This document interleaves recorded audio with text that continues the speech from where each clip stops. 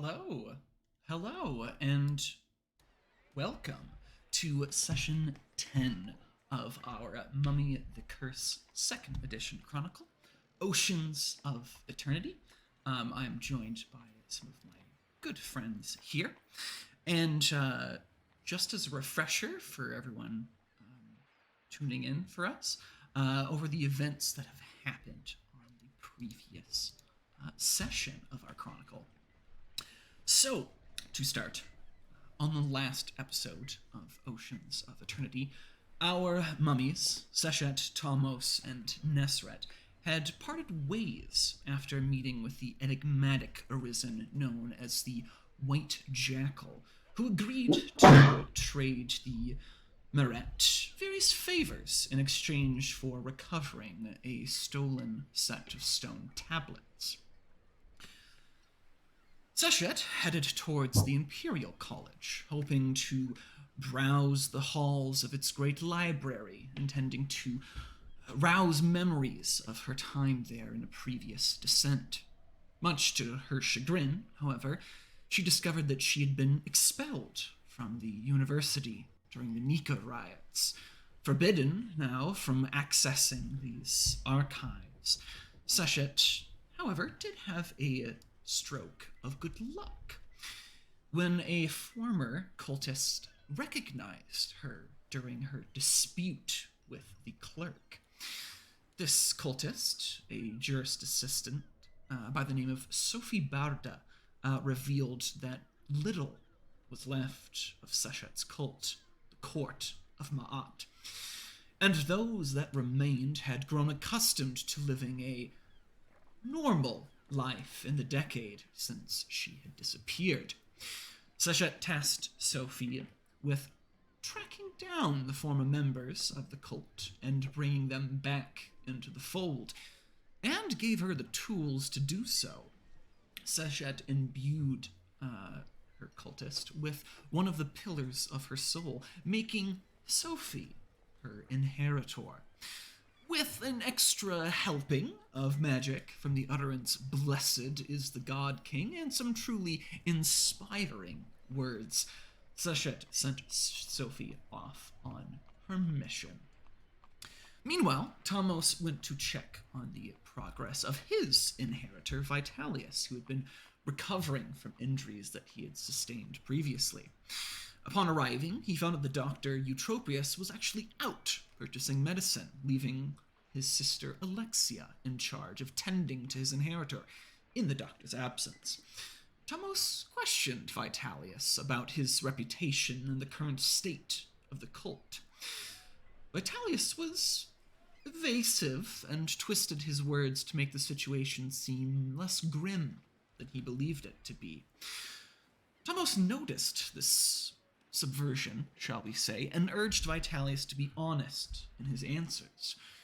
Vitalius revealed that Talmos had a reputation, shall we say, as a cruel and vindictive overlord, one swift to brutally punish those who displeased him, and would tolerate no dissent. He also revealed that almost all of the cult had seemingly perished, and perhaps only one or two others aside from himself may have perhaps survived the last decade. Talmos elected to promote Vitalius to the rank of Grandmaster within his cult, the Order of the Ill Wind. Vitalius was hesitant to accept, and when pressed, claimed he was unworthy of such a boon. Talmos insisted that he was indeed deserving, and that he would not have made Vitalius his inheritor all those years ago if he did not think that he had such potential. Vitalius reluctantly accepted the honor, and Talmos noticed that Alexia had been listening to their conversation and stepped out to speak with her. The two shared a bit of an awkward exchange, upon which Talmos realized where he had seen Alexia before. A memory emerged to him, one of a a very young Alexia, a young girl, clutching a doll as she watched her family home and seemingly the rest of Constantinople burn. Thamos recalled that he had strayed from his judge's path to protect the girl, but could remember little else. The Dr. Eutropius then returned, and Thamos assured him once again that he would be back with payment in full. Elsewhere, Nesret had made a pilgrimage, shall we say, to the Hagia Sophia, and while he was offended, shall we say, by such a huge structure devoted to what he considered to be the heretical faith of this modern age, he was nonetheless impressed with such an astounding feat of architecture and engineering. Within its grand interior, Nesret was surprised to see great mosaics stretching across the walls and the dome itself, glittering with light from thousands of golden tesserae and sparkling with precious stones. While lost in amazement, Nesret struck up a conversation with an elderly man about the nature of the Christian faith. Nesret was surprised to learn how different the faith of these Christians was from that he had recalled, dimly remembered from his days of Arisen, and was most surprised by how even the lowliest peasant could claim such a personal connection to their god, or how one could enter the afterlife by sheer faith alone. And as Nesret grappled with that culture shock, the old man lovingly described the mosaics that adorned the church, claiming himself to be a retired artisan and that he had taught his son, whose work is now immortalized in these very stones. He claimed that art had purpose, not just legacy, but as a message from the artist to the viewer that they exist to express truth. And as the old man left, he wished Nesret well on his quest to discover his own truth. The trio then reconvened at the harbor of Elefthurios to locate the White Jackal's stolen tablets. Sechet was interrupted by a patrician by the name of Nikephoros Acropolites, who claimed that he had seen her in his dreams. Sechet parted way with the Muret to speak with this gentleman in private, leaving Nesret and Thamos to proceed to question the captain of the Bucephalus, Captain Bacchus, about the nature of the theft that had occurred from his vessel. Bacchus tried to, shall we say, avoid the topic, but the pair were quick to push him for answers, and eventually he relented and claimed that the tablets, or rather the chest that contained the tablets, was the only item that had been taken from their manifest, and that seemingly they had been swiped from a holding warehouse without any of his sailors noticing. And with that, we are going to shift away from that scene at the threshold, shall we say, of the ship, the Bucephalus, and we're going to return to Sechet, who is kind of once again stepped away from the Muret to share a conversation, perhaps, with this Nikephoros. So, setting the scene here, Nikephoros is, shall we say, a bit eager to leave the harbor. It's not it's not precisely a place for a patrician. The smells of a harbor of the docks are not always the most pleasant to one's senses. And Nicophorus is quick to kind of take you outside of the Somewhere harbor. other than here. Yes, away from this dreadful place, all this hustle and bustle, and brings you not too far, but takes you a short walk away from the docks here to the forum of the Ox. Let's see, another large sort of plaza, although not, shall we say, as large. It's the Augustion that you have been to before, and not nearly as magnificent, given that's not surrounded by all the same structures, the palace, the hippodrome, the Hagia Sophia that adorn the Augustion. But nonetheless, it is connected to the Meze, and once again you are met with those sights and sounds, the numerous shops and stands, people hawking their wares, people going to and from wares, shall we say, being brought out of the harbor to be distributed from this point to the rest of the city, as it were, to the city of Constantinople. And as the two of you kind of, shall we say, take in this little brisk walk, leaving the harbor, shall we say, Nicophorus kind of looks at you, and as he does, he's perhaps a bit perplexed, shall we say. He's not exactly sure what to think of you. And as he finally takes a moment to stop, apparently finding a place that he perhaps thinks is appropriate enough, he finally addresses you and looks at you again, and he says, "So, what brings you to Constantinople?"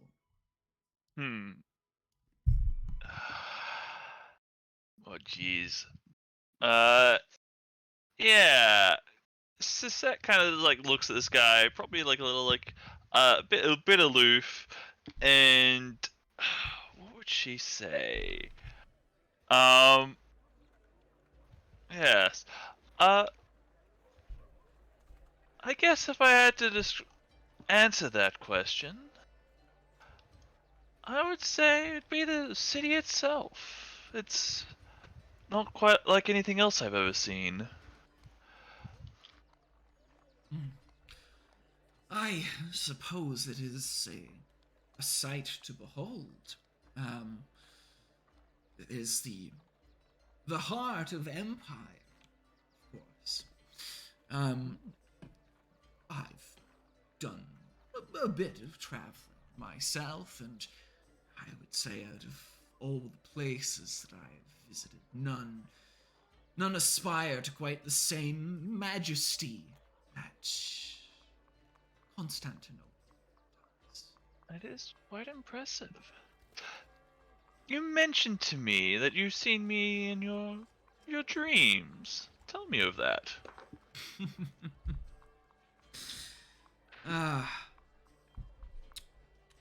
Well, dreams,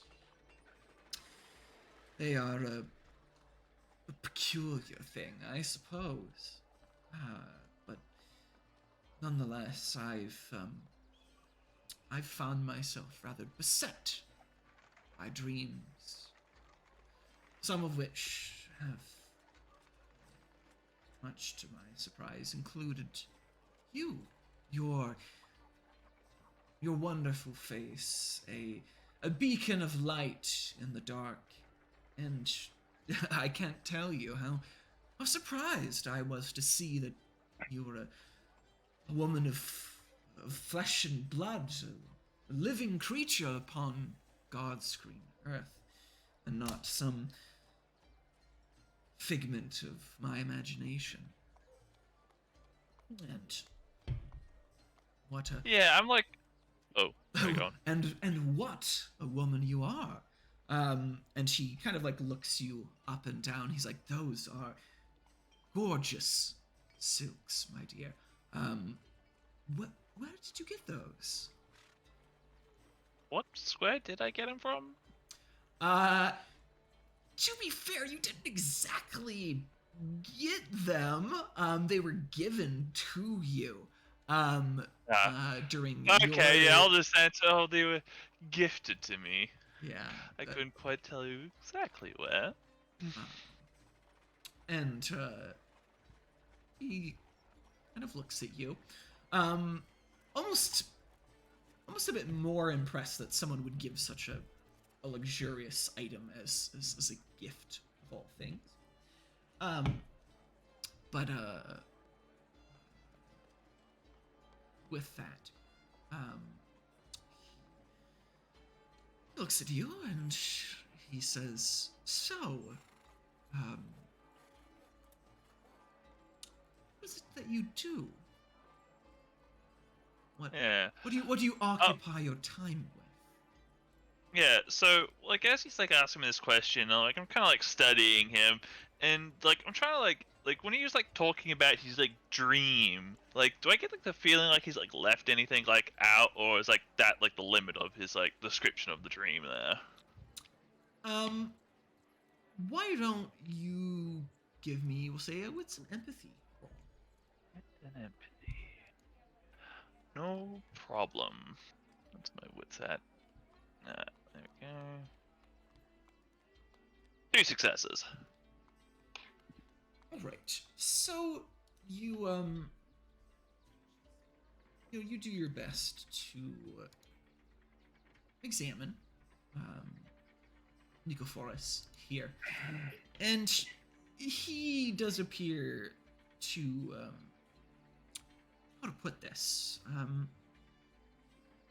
He's telling you the truth, more or less, but he definitely seems to be, shall we say, leaving out parts of the tale. Like he kind of briefly touched on it, mentioning that you were this light in the dark, and you get the impression that not all of these dreams were as romantic or as idealistic as he would claim.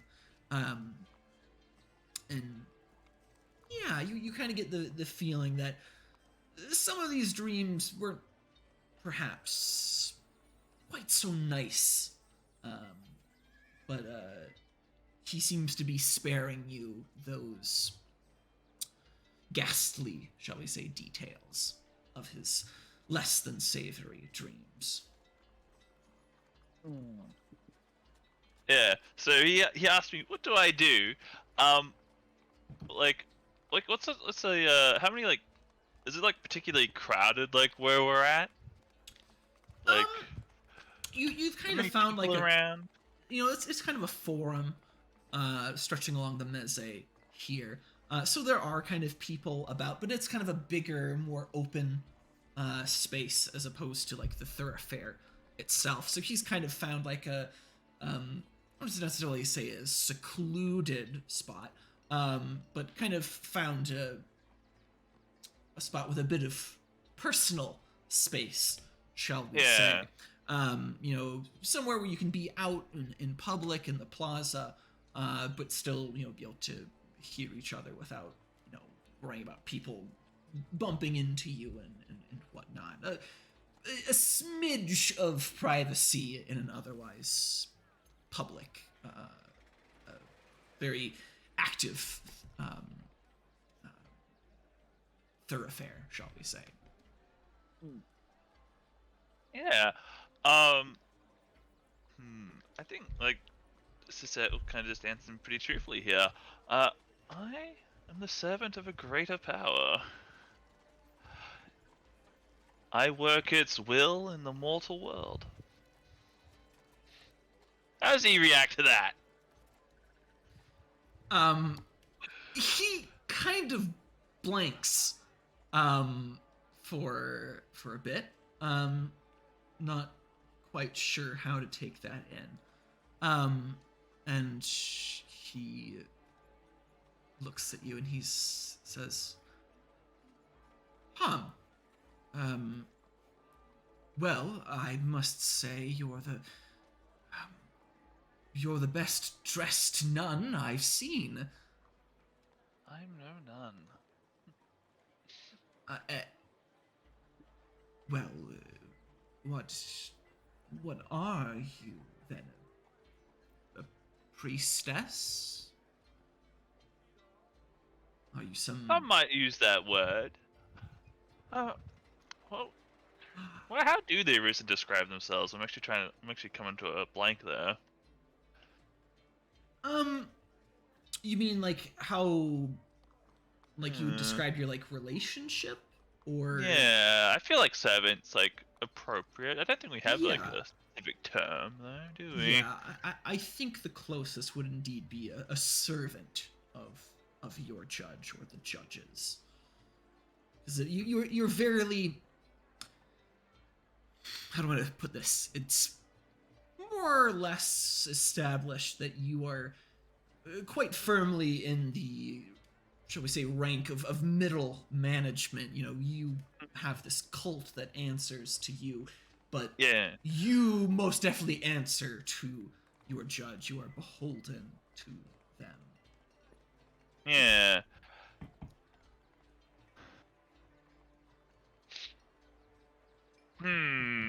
How do I answer that? Yes. I am. Uh, and he Oh, kind of like looks around a bit, and he's like, "Are you a pagan?" I do not worship the Christian God. No. Oh, well, how exotic. We don't see many of your kind around these parts. Hmm. So, where is it that you hail from, my dear?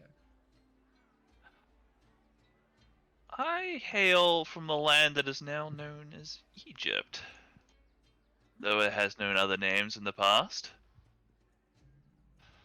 I am familiar with Egypt. Um,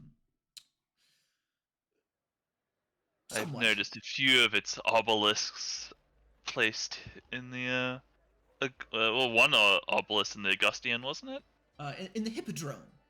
Oh, in the Is Hippodrome. Yes, is one of the Yeah. spina, one of the spires of the Hippodrome. Yeah, so I wouldn't be surprised if you weren't familiar with it. I mean, my business does a good deal of importing. We get a good portion of our wheat from those lands. Yeah. I'm all. Hmm.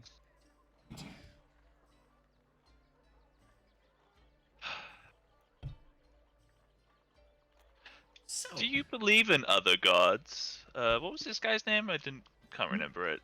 Nicophorus. N- Nicophorus? Nicophorus. Or do you are you quite firm in your beliefs of the one God of Christianity? And he he kind of looks about the square, as this is kind of delving into very dicey territory. Theological? Yeah. Yes. And Nicophorus kind of looking about, um, kind of looks back to you and he says, "I am a God-fearing patrician, like any of my kin." I want to read him and see if he's actually honest about that. Yeah. Why don't you go ahead and give me another wits empathy? We'll say at -2 this time. He is making some effort to conceal himself. One success. A single success. So yeah, you get the impression that he claims to be a member of the faithful per se, but you get the impression he doesn't fully buy into that. You get the impression that he might claim that he is a member of the faith, but that doesn't necessarily make him faithful per se. He might be a Christian, shall we say, but perhaps not a particularly devoted one. That's kind of the impression that you get.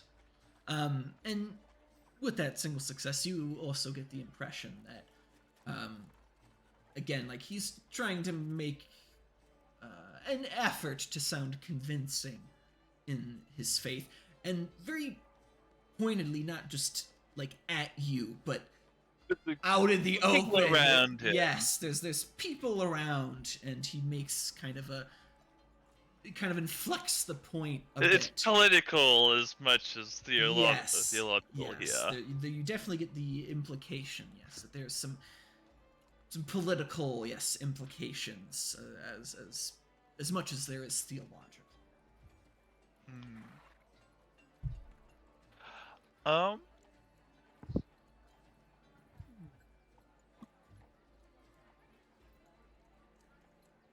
I don't think it's chance that you've been dreaming of me, Nicephorus.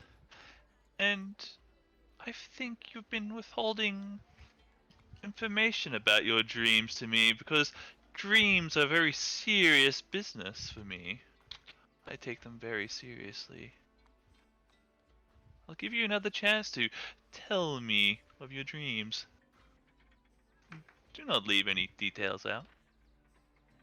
Dream. And as I say this, he gets this strange, dark, foreboding feeling like around him, like he's being like his own soul is being watched and judged. As I unleash the first tier of weighing of the heart. Ah.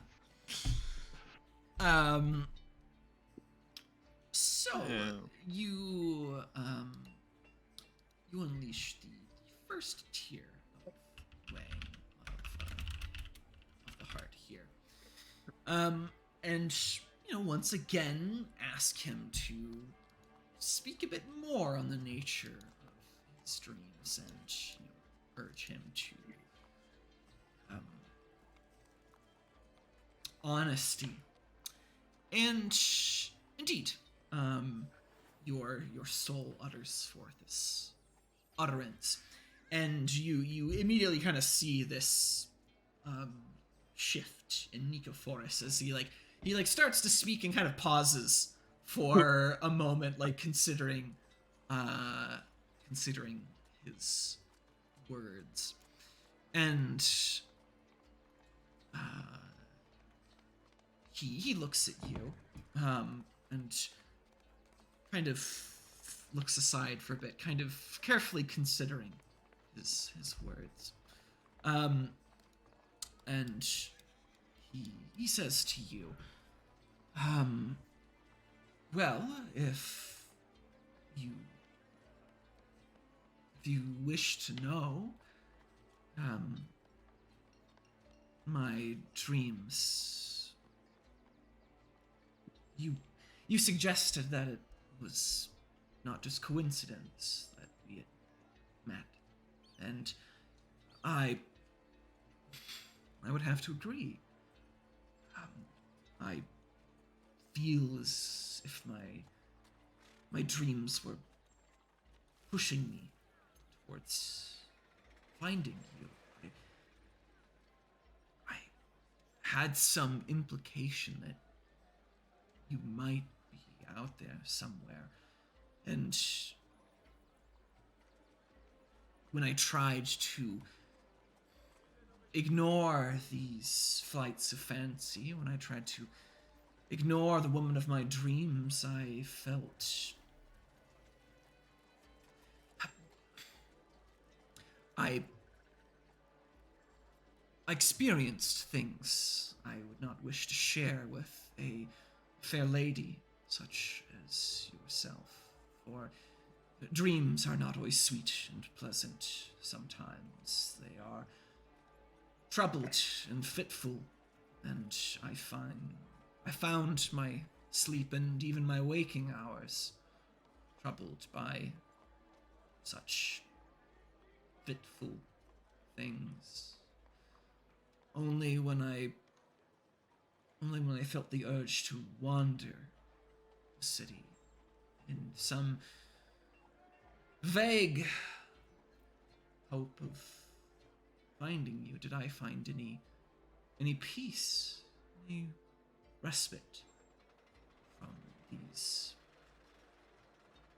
nightmares, I suppose you'd call them.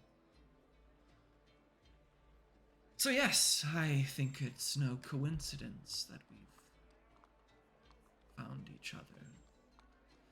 The Lord, I suppose, has drawn us together for some purpose. Though I've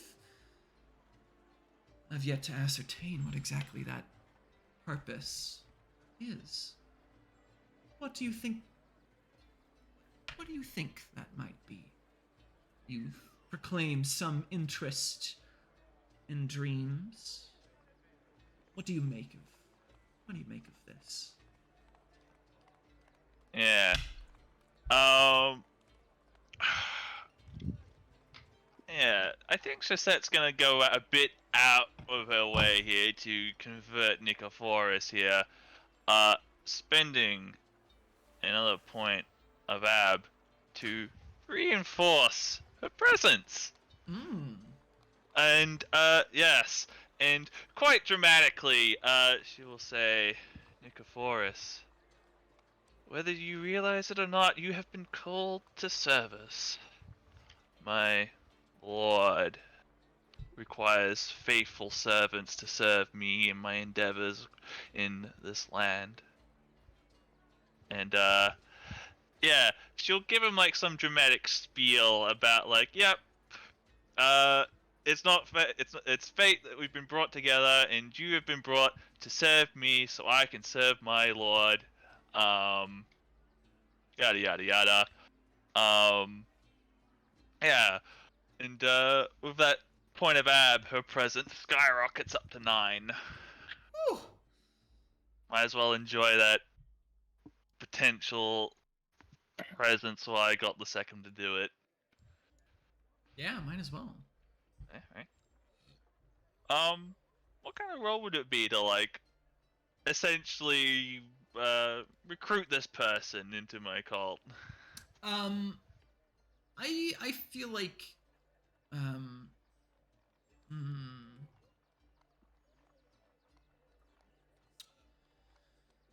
let's see, probably presence and persuasion. I feel are the most appropriate. All right. And we'll apply a bit of a modifier here. Go off of his composure. To a -4 on this. All right. Here's a. Would my striking looks, regal authority be appropriate here? Yeah, I'll give that to you. He definitely seems to be attracted to you on some level. Yeah. He has no idea who I am, so fame's not in this. 10 dice, let's go. 6 successes, and I achieve exceptional in 3. Exceptional success. Yes. So, 7. Especially you rich ones. you give him your spiel. You again state that just These as dreams. you know these dreams, they've called him to you, and have called him serve, just as you serve your judge. And with this,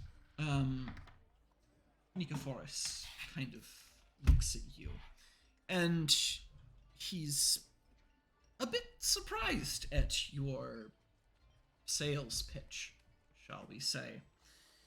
And Nicophorus is kind of a bit taken aback by your words. And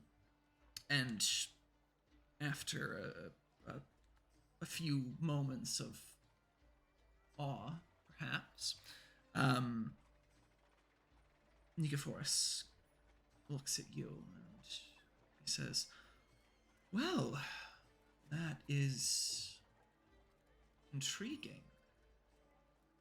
But I must admit, I am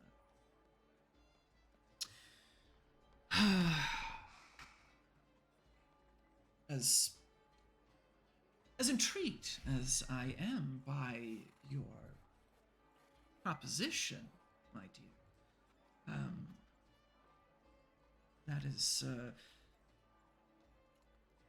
how do I put this? Quite the commitment to be making, especially for someone that I've just met. Though you have my rapt attention. I'm curious, then, this proposition you ask of me, what is it that you would have me do?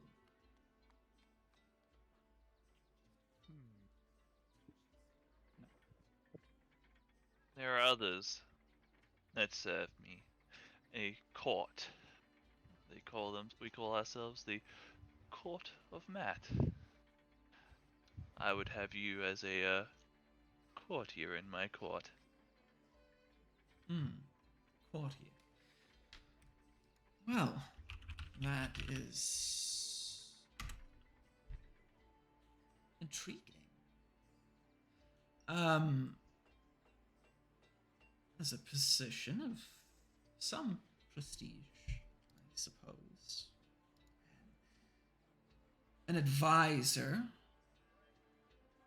and I'm presuming that I am an advisor to this figure that you serve? You'd be advising me. Ah. And this figure that I serve is Nefertem, though I doubt you've heard of them. I can't claim that I have. Well. Yes. That is... one thing. Yeah, at some point in this, Sisette would have tried to have touched, was it Nikolai? Nicophorus. Nicophorus, yeah, all these Greek names. And would deliberately let her death mask fail her in protecting him from her Sliberus. Ah. Yeah. And try to inflict that on him. Yeah. So yeah. You let your guard down, so to speak, and he doesn't resist your touch. He's not frightened by you or anything. You've given him no reason to be scared of you as of yet. Let me see here. What's your current second? My current second is 8. And there's a -2 penalty on this, as my memory is 3 or lower. Yeah, so he's just rolling his resolve plus composure at a total modifier of -10. Oh! That's gonna be a chance die. He's gonna roll a 10, I know it. for our fellow here. Well, I mean, he very well could roll a 10. We'll 10% chance. We'll see. Ooh, fail. Not quite. Gets an 8 on that, which he needs a 10 on that chance die. So he does indeed fail, and you see him kind of like shudder at your touch, which causes him a bit of confusion, shall we say, as the first stage of Sybaris begins to seep into Nicophorus here. And he kind of like recoils briefly. And this gives him a bit of pause, you know, as you say, like, oh, you're going to be, you know, an advisor to me. And he kind of stops for a moment. This court you speak of, what purpose does it serve? What do you intend to do? There are 42 laws that rule this universe, Nicophorus, and this court enforces those laws. Now is not exactly the right moment to tell you all 42 of them, but humanity seems to have forgotten these laws in some cases and needs to be guided back on the proper path.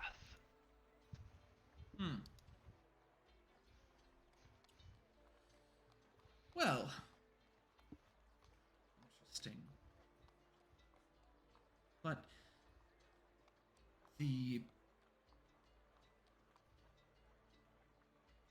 most, shall we say, pressing concern of mine, as delightful as all of this has been, I have to ask you, Sasha, what pray tell?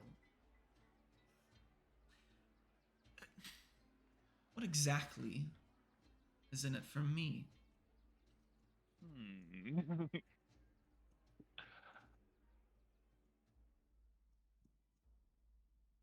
Yeah. And why don't you also give me a another wits and empathy roll here? -2 this time, or? Another -2. Yeah, he's not. Yeah, with -2. 2 successes. 2 successes. There's kind of an abrupt tonal shift there. Like, this has all kind of been. He's kind of been entertaining the ideas, like, oh, like, look at this silly foreigner with all of her, you know, strange foreign ideas and organizations. But there is a more serious shift in his tone at this point, that merits some weight here. I mean, you kind of got the implication before that he wasn't much of a religious man, but judging a lot more. Yeah, judging from this, you get the impression that his concerns are very much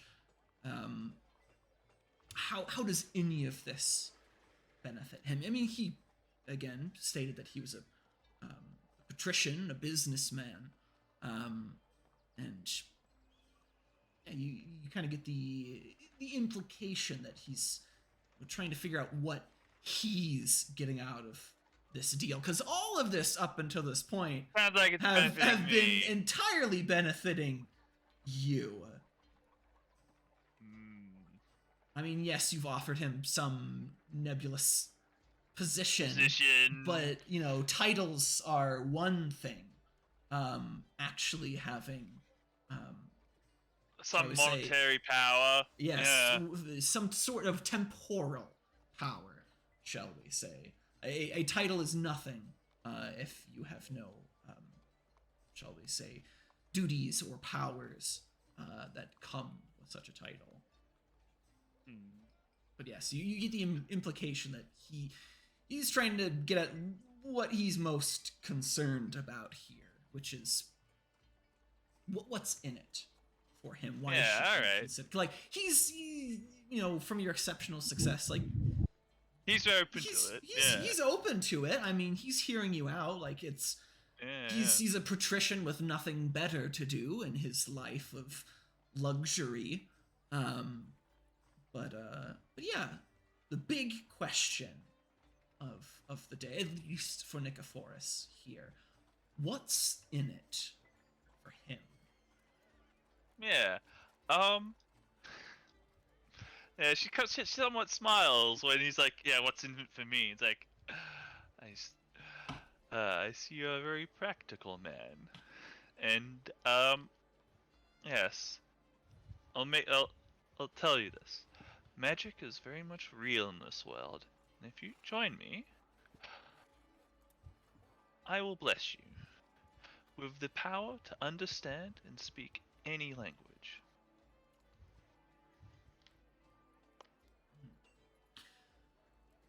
Well, that is a bold claim. I've I've experienced, shall we say, many a person asking for the blessings of the divine. I've seen far fewer actually receive any.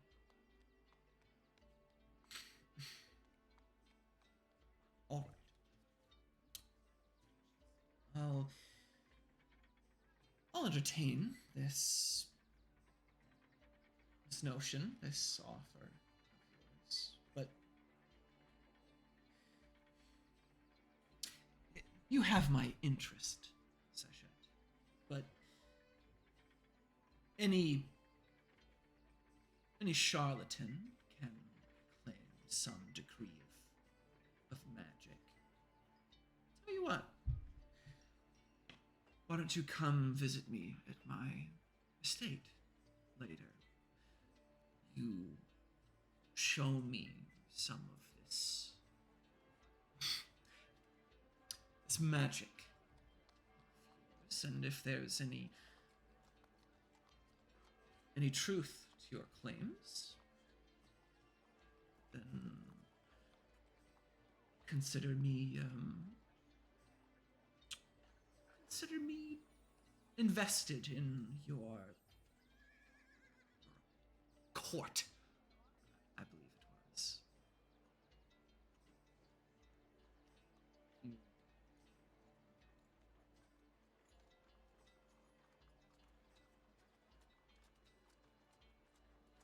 I'm no circus, Nicephorus.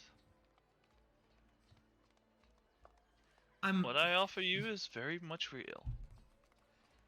I'm not interested in the performative arts, shall we say. If I wanted a performance, I'd hire some actresses. I'm interested to see if there is any, shall we say, proof to your claims. If you can show me that these miracles that you claim of are possible, then by all means,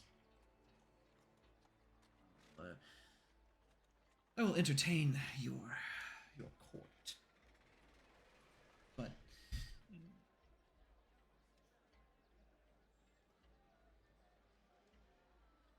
yes, let's consider it that. I'm intrigued.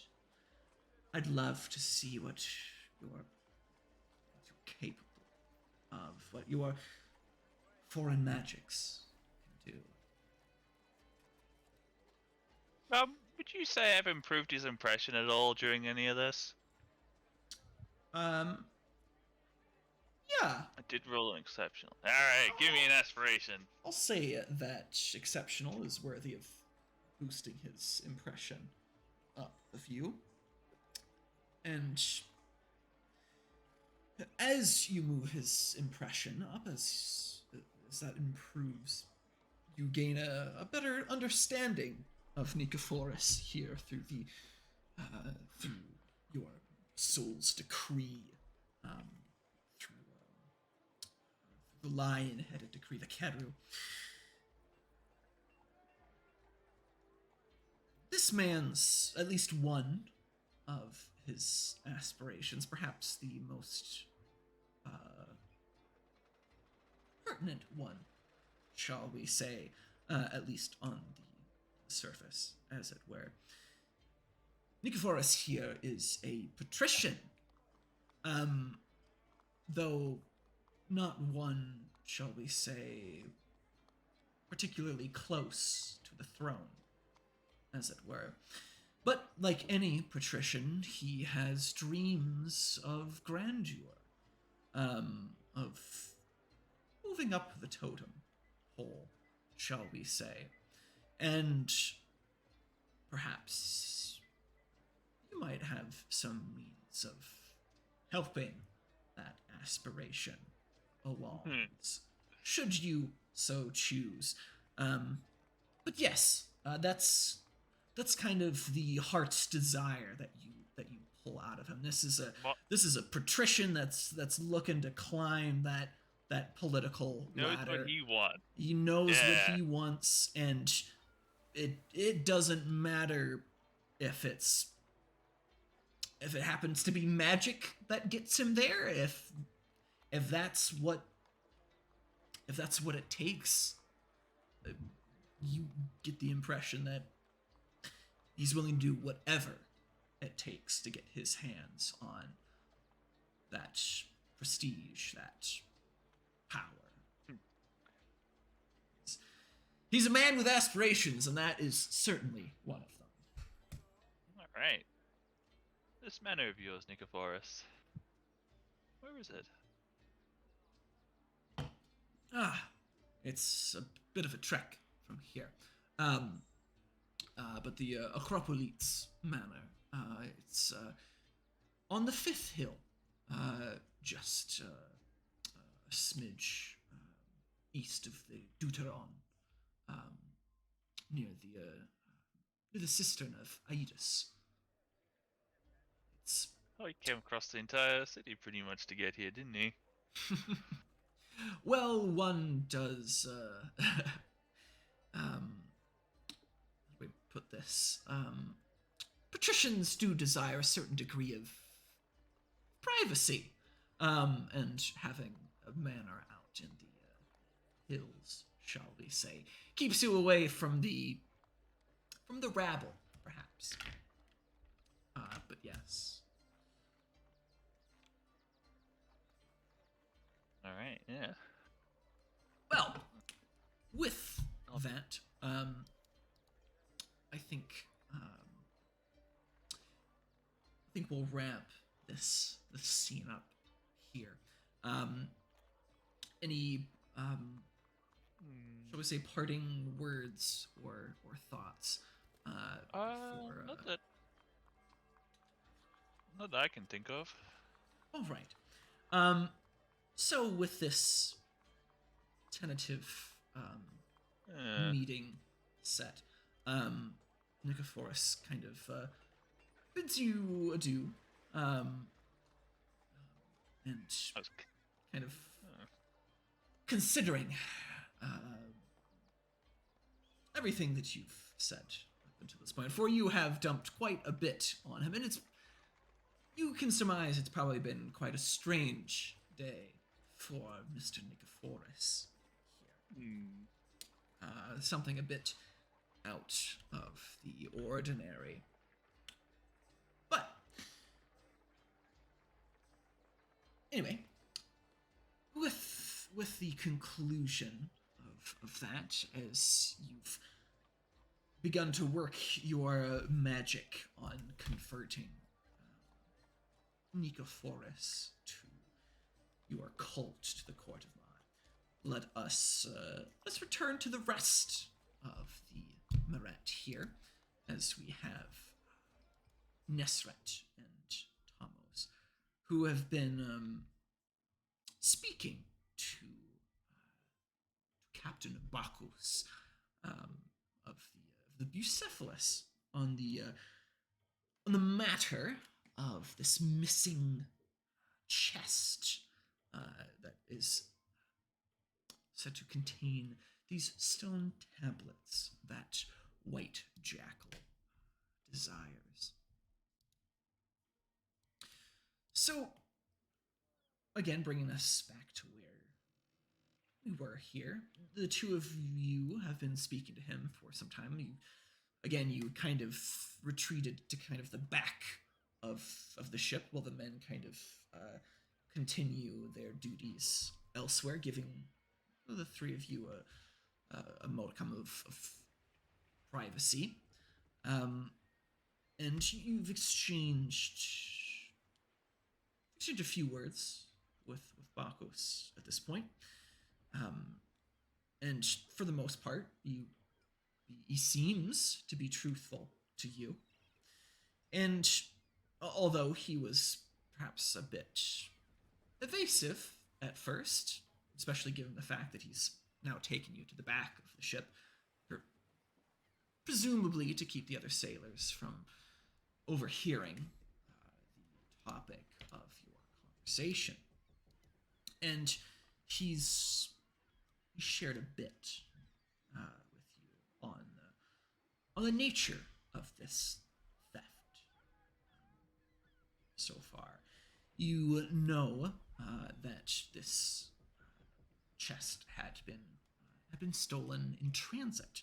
That after they had offloaded the chest, as well as the rest of their goods that they'd been bringing with them, they had moved them to a warehouse at the edge of the docks here as a temporary holding until they could be shipped to, or at least the chest shipped to the residence of the White Jackal. And it was here in this warehouse that he and his men had found an empty space where that chest had been stored, and to the best of their knowledge, or at least what Bacchus has claimed, is that none of his men had seen the thieves. They had simply, when they had went to move this item, when they had assembled the carriage, shall we say, to have this item delivered, they simply found it missing. And no one had seen where it had went. And this is a particularly large, kind of heavy chest, given that, again, you know its contents, these stone tablets. It's not the kind of thing that would be easily pilfered. A large, heavy chest like this isn't something you can exactly just stuff in your pocket and walk away with. But anyway, that's the story, at least that you've learned thus far, that Captain Bacchus has told you. And he, as far as you can tell, he seems to be speaking the truth. Given all this, what do the two of you intend to do now? Do you want to continue this interview, this interrogation, I suppose, depending on how you frame it or where your perspective lies? And if so, what questions do you have Bacchus here, and if not, what you intend to do next?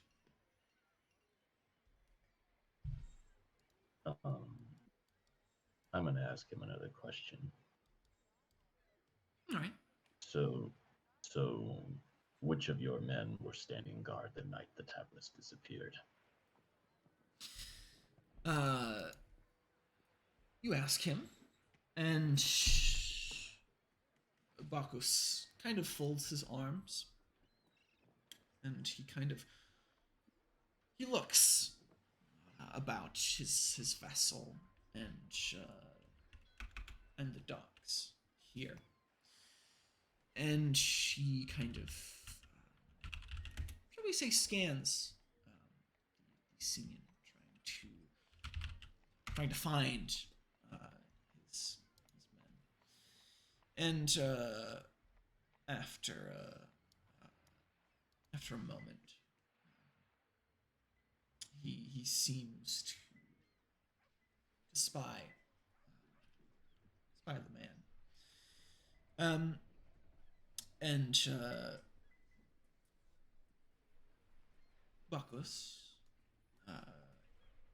looks at you, and he kind of points, though doesn't make like a big, shall we say, show of, like, he doesn't like hold his arm out like, look there, that's the man, but kind of gestures towards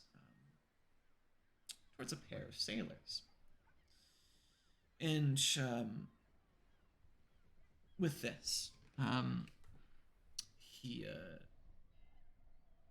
say introduces you, but he informs you that that night, Franchio and the potion were stationed at the warehouse.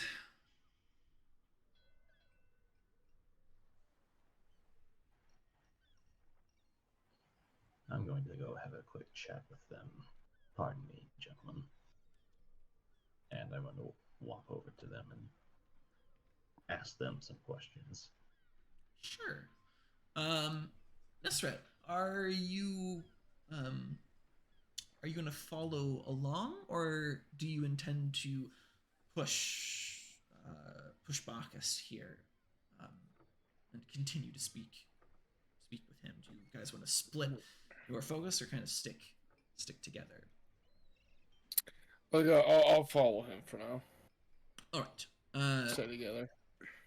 Okay, so the two of you leave Bacchus for a moment to go speak with the pair of sailors, Franchio and Nipichan. And the two of them are more or less what you'd expect. They're two kind of large, kind of hairy sailors, both Greek, though one of them has a, shall we say, a rather gnarly scar kind of running down his cheek that's kind of healed rather poorly, and at the moment you kind of catch the two of them as they like haul new cargo onto the Bucephalus here. How do you guys approach the pair? What do you say?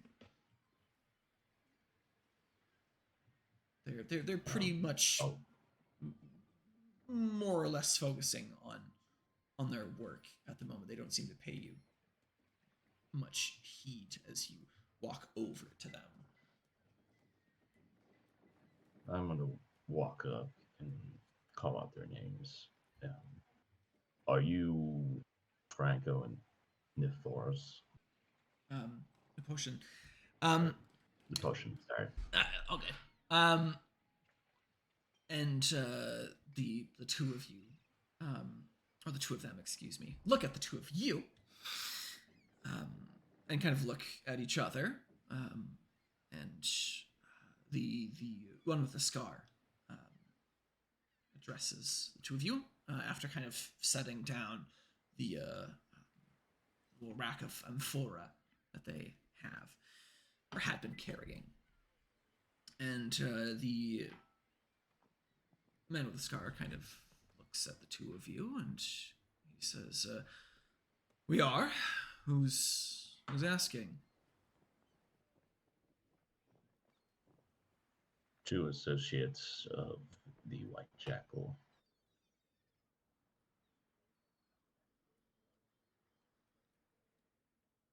I wanted to ask you a few questions about the crate you were supposed to deliver for him.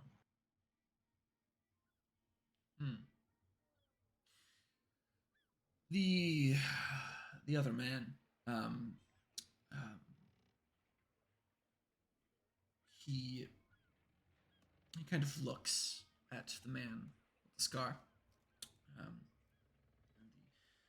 the two kind of exchange a wordless gaze for a moment before the man with the scar continues. And he looks at the two of you and he says, I don't know what to tell you. It's gone." Yes, we know. I just wanted to ask you a few questions about the night in particular. So, go ahead.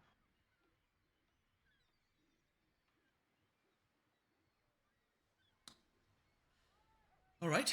So, sorry. Go ahead. How long were you guarding? Were you standing out before you realized the shipment was gone?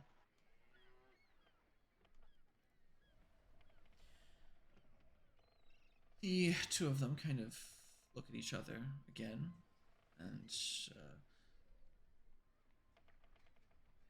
the man with the scar, Franchio,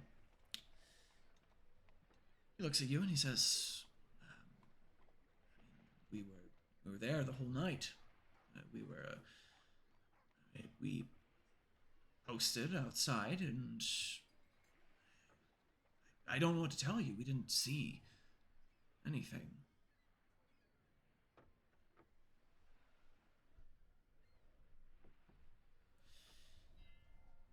And two of them kind of look at each other again. And the shorter one, Nipachin, he kind of takes a bit of a seat, kind of rests against the rail of the vessel, and he kind of chimes in as well. And he's like, "Yeah, two of us, we had been sitting out there ever since we had everything unloaded, and up until the point of what was supposed to be pickup. But I don't know what to tell you. It's like it just disappeared."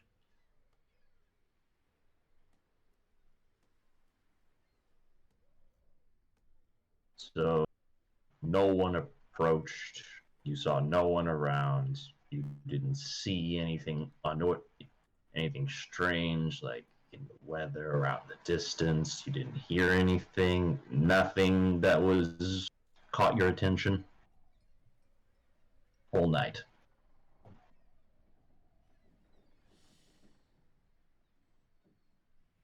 The two of them kind of look at each other, kind of, one of them kind of scratches his beard a bit, thinking. The other one, man with the scar, kind of looks off across the sea, also kind of lost in thought for a moment, and kind of turns back to you and he says, "I mean, not that I can recall."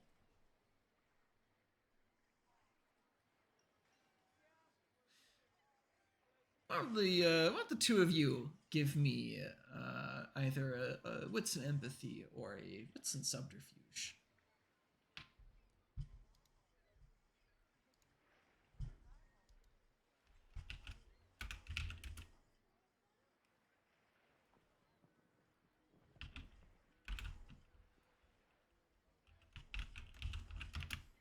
I'm gonna spend a willpower.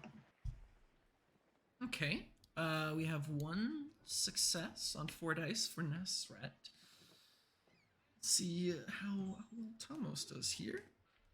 Unfortunately, that willpower didn't do you much favors. But a single success for you as well. Oh, well, it looks like we're all tied here. Why doesn't everyone go ahead and re-roll?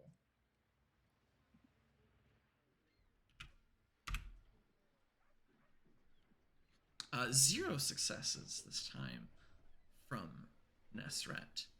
And 2 successes from Tomos, which beats the 1 from our pair of sailors here.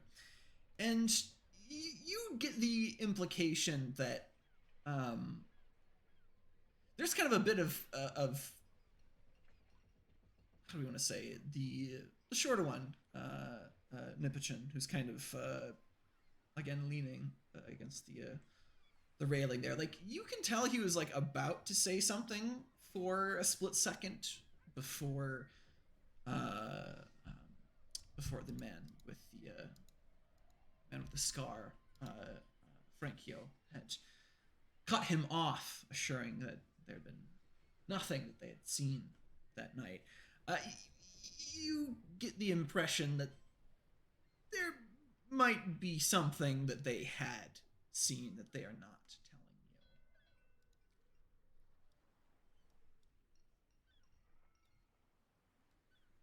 telling you. I kind of smirk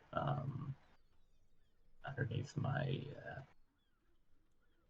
garb and kind of say, "Are you sure there's nothing you two want to tell me? Because I don't really buy that you saw nothing. You're not quite as... You're not quite as convincing as you think you are." And the two of them share a bit of an awkward glance, and Nipichin, the one who had gotten cut off earlier, he kind of chimes in before Frankio can cut him off. He says, I mean, I suppose I did see something that night. There were And what was that? there was a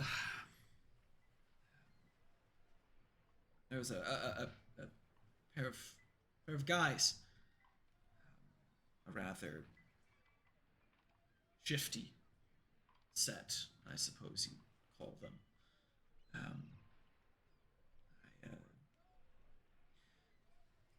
I noticed them kind of loitering about the docks, but I didn't think too much of it. We get a lot of people out here at the docks at odd hours.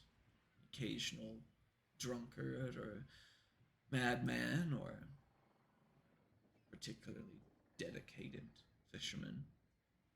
So I don't know if you'd qualify the pair as any of those. Don't really know what to tell you. Did you happen to get a look at the pair? As in, did you notice anything distinctive about either of them? I suppose you could say that. Most distinctive thing being the lack of distinctive features. These guys had you call it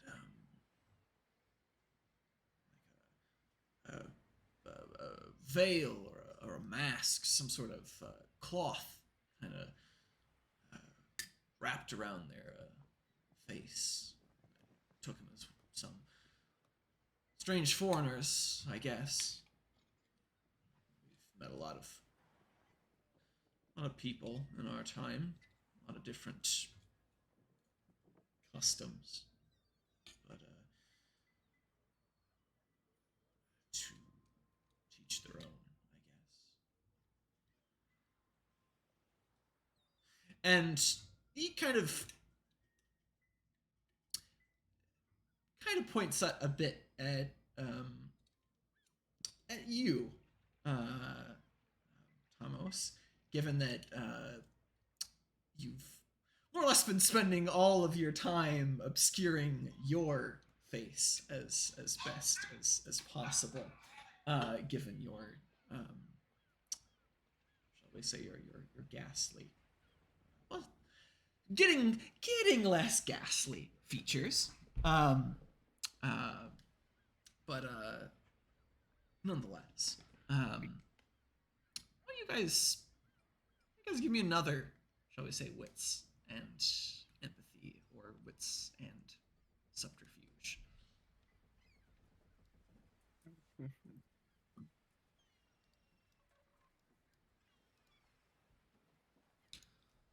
All right.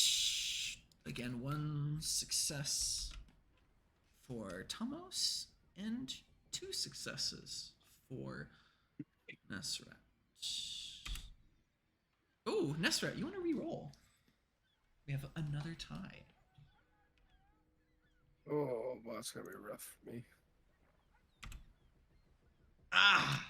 It is a bit rough. So they tell you guys, this tale of these 2 masked men loitering about the docks at night. Though again, they've assured you that they were at their post at the time, that no one could have gotten in through the warehouse, given as they were guarding the only entrance and exit out of the structure. So they didn't, shall we say, think too much of it. And from as best as you can tell, they seem to more or less be telling the truth. But then again, you've also caught them in one, shall we say, lie already.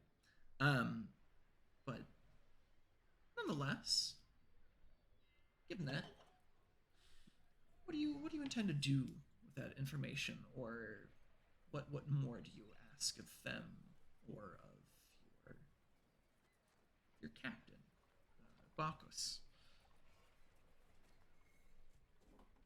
I turn towards Nesret and said, perhaps we should ask him a new line of questions. I agree. One more thing. Could you point exactly where you saw the men standing?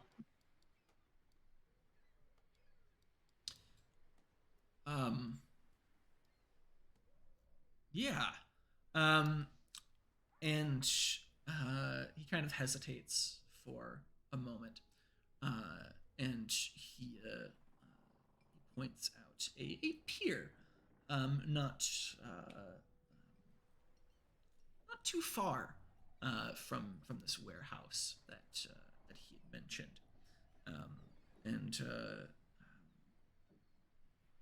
he again mentions that he had seen a pair of these masked men kind of loitering at the start of that pier.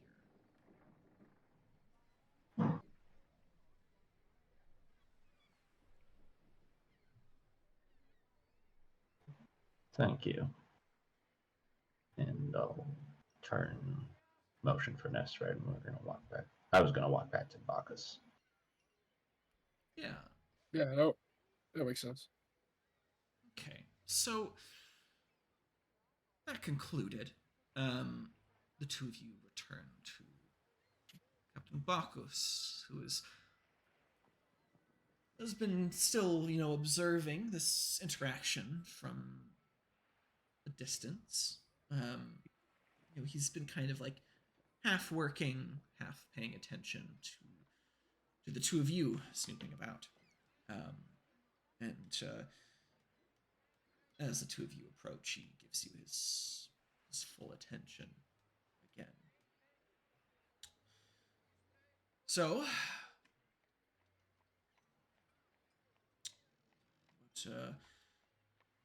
what now? Would you like to tell your story again, Captain? Your guards have contradicted your original story. I'm more inclined to believe them than I do you.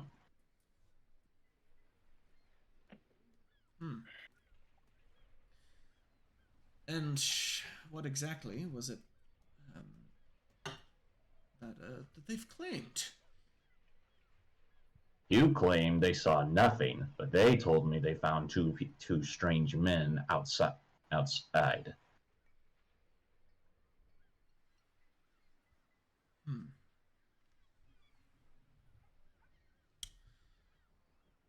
Well, I mean, it is. I've already caught you in one lie. I don't think you want. I think you'll want to come clean with us.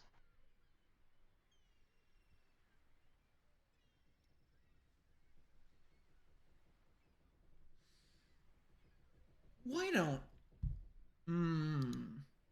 I could see this going two ways. Are you implying this as a threat?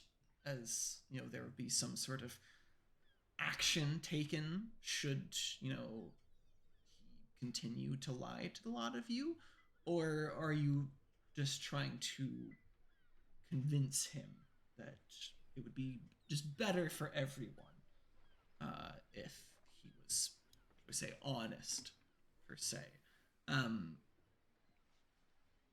that Maybe inform what skill might be most applicable to convincing this Bacchus, our captain. I guess.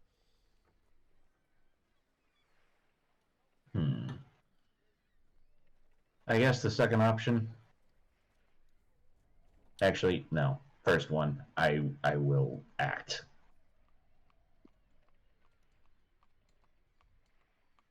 Okay, so you want to which option were you going for? Sorry, more The first one where it is more or less a threat. a threat. I kind of got the implication there. So that's gonna sound like an intimidation roll. Though as far as what attribute, there's a couple. Sounds more akin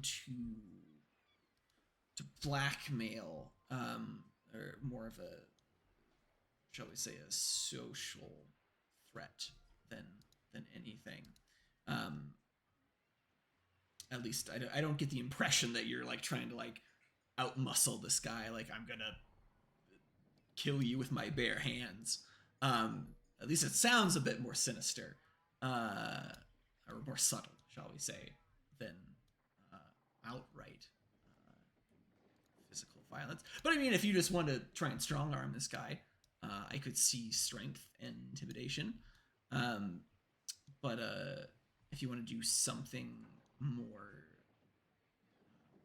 say, more subtle, more sinister, probably manipulation and intimidation.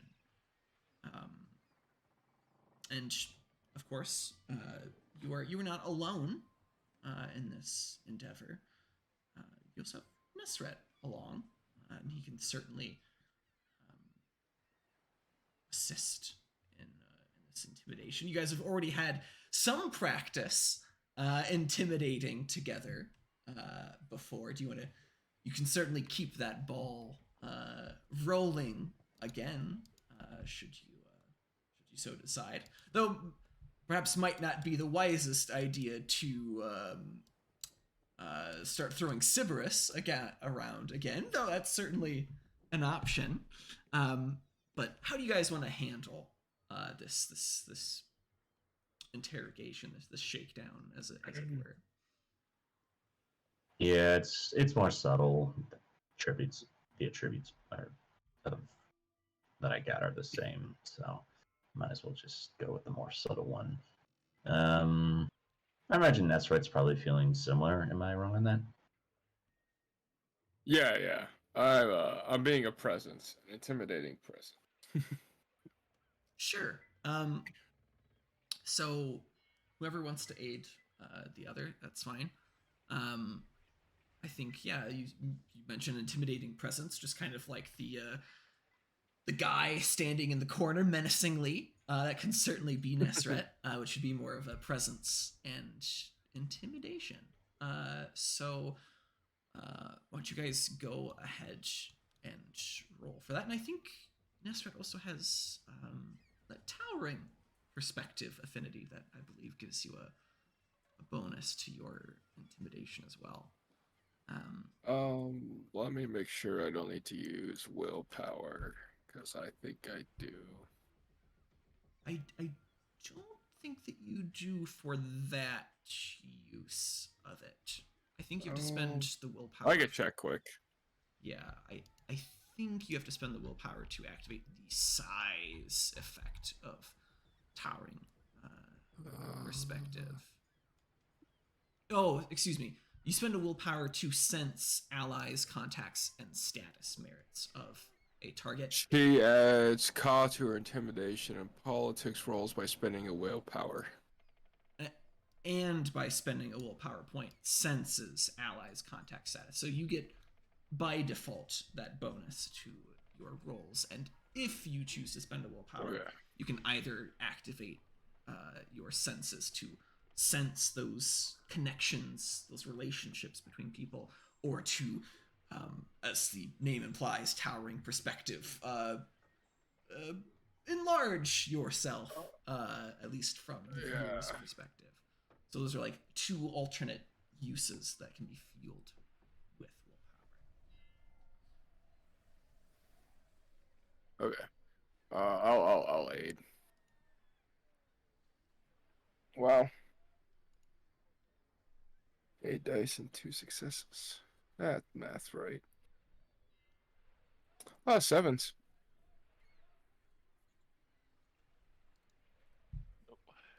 Right. One success on Prez. Wait, your Prez is aiding. No, Nesseret's aiding. Yes. Oh, shit. Yeah, You're gonna add two. Yeah. So you'll get Dice there, bud. another 2 dice. All right.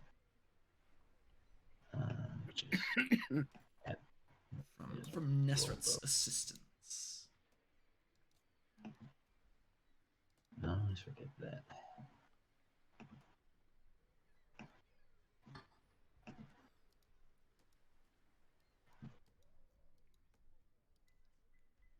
Hey, that does happen to give you an additional success, bringing you up to 2 successes on your attempt to intimidate Captain Bacchus here, and I'll be go roll for his resolve and composure.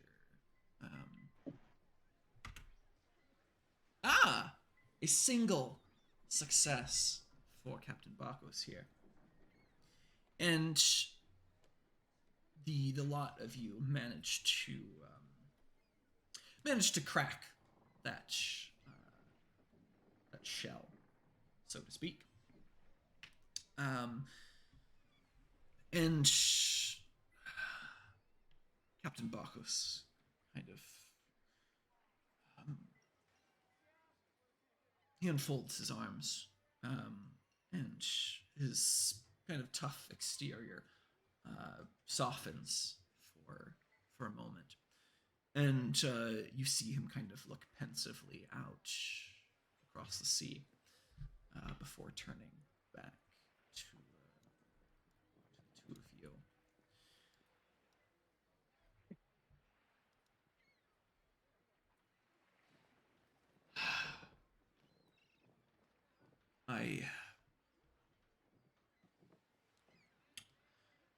I don't want to speak too much of it, but I do know for a fact that the item that you seek was indeed stolen.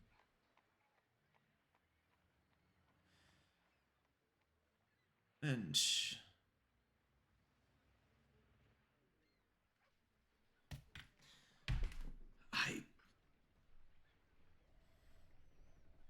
how do I put this?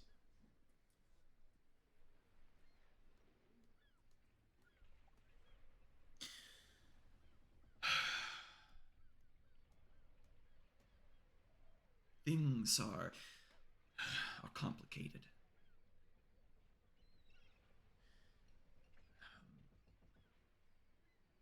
I have my hands tied, in a sense.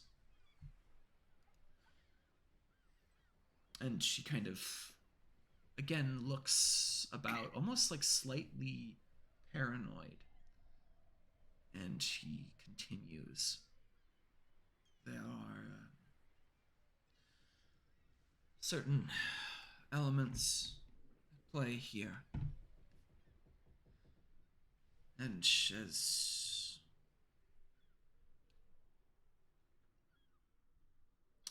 excited as I was at the promise of the small fortune that our mutual acquaintance, the Jackal, had small fortune he had agreed upon for its delivery. There had been a bit of a change of plans. Again, he looks at the two of you and he says,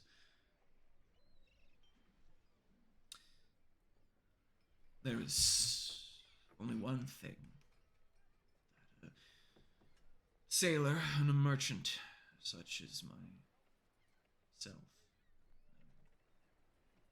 value more than coin and gold. That is the life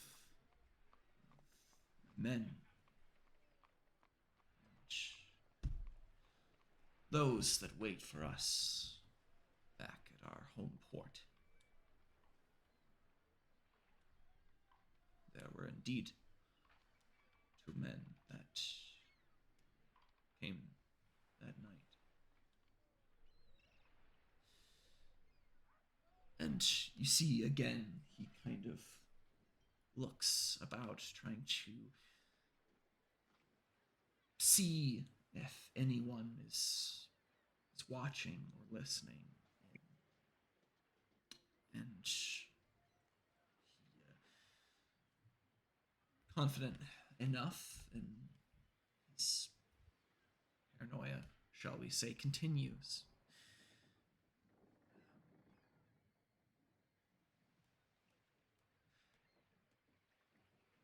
There were threats made against the lives of my crew and against our families. And rather than risk such losses, we had to cut a different kind of loss.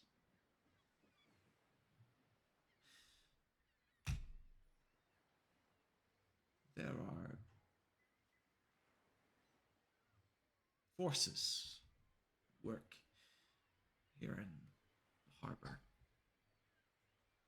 I can't speak too much of them. I haven't had too much experience with them. But up until now, I've heard stories.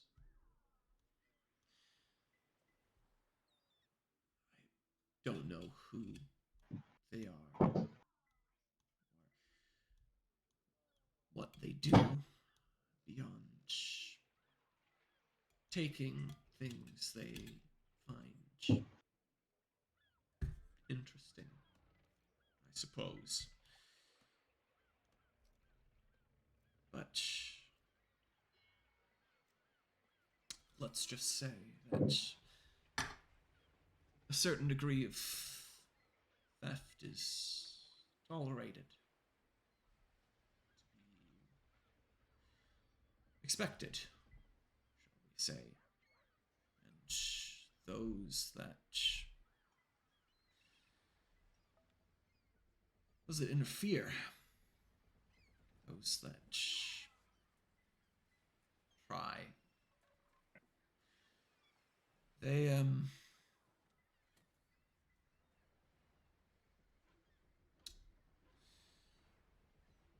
well, they don't die, per se, but they'll disappear, all right, only to show up months later, thin, gaunt, crazy, you might say. None of them ever dare to speak about what happened to them. But eventually, they die. Whether it be rapid infections, stupid accidents, or the occasional suicide, they all end up dead eventually. But it's about sending a message, I think. That there are worse fates out there. And that these thieves are more than willing to make a very slow, painful end to those who cross them.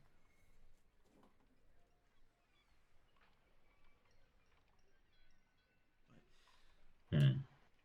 I've probably told you too much already. I think we have enough.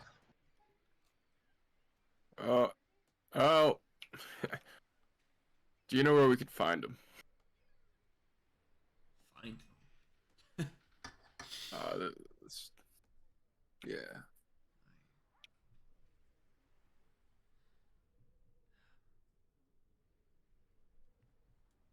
Let me guess. Too afraid to say. I mean, I've probably spoken too much already. No, I couldn't tell you where to find them. They came to me.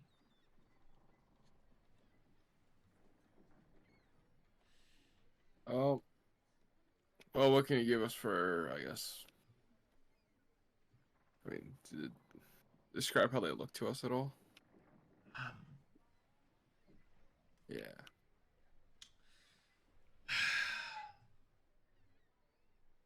And you see there's kind of almost an acceptance on Bacchus's face. he's kind of reluctant at first, but you kind of get the impression that he's slowly beginning to accept his fate, whether that be as whether that comes from the White Jackal or from this gang of thieves. You get the impression that he feels like he's already crossed a precipice, so to speak, and kind of comes to terms with what's happened. Yes, there was a man who approached me. I couldn't tell you much about him, save that he went through the trouble to mask his face.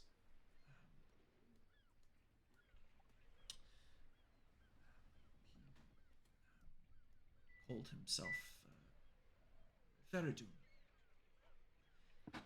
And, well, let's just say, my wife, she's with child, and he made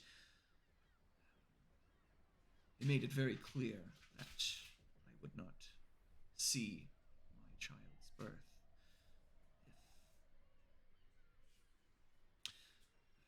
if certain things were not arranged with him, namely the matter of the chest you seek.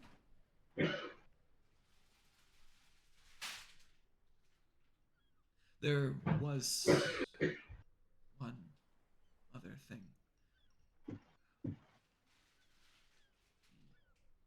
The warehouse. They marked it. Strange symbol. Foreign, probably. But some sort of seal, I guess, with a reptilian-looking eye inside of it.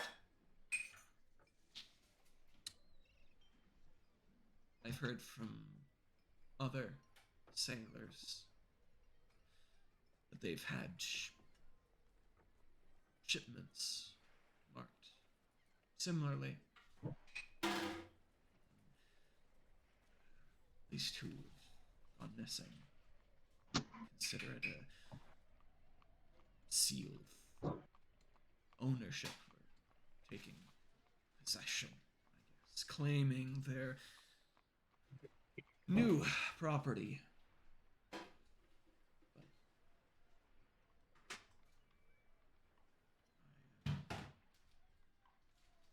I don't know what else to tell you.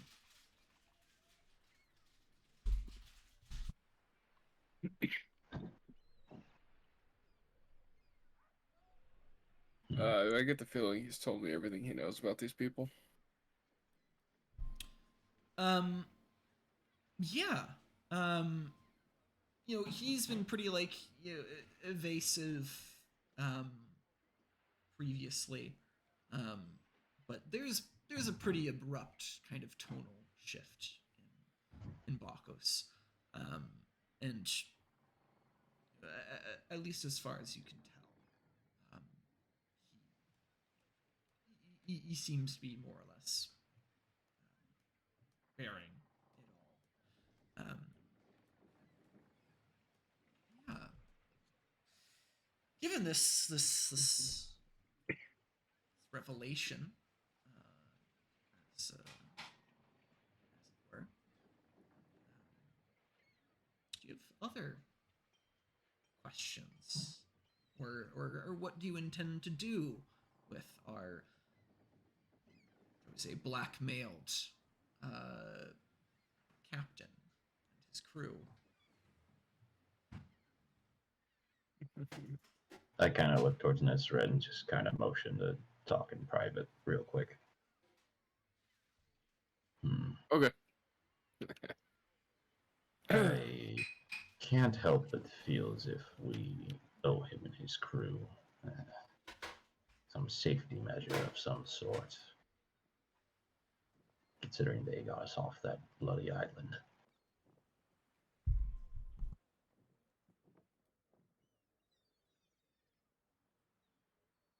What do you think? Yeah. Oh, I think it's important we find these people and give them a little taste of their own medicine. Hmm. I kind of look back towards Marcos real quick.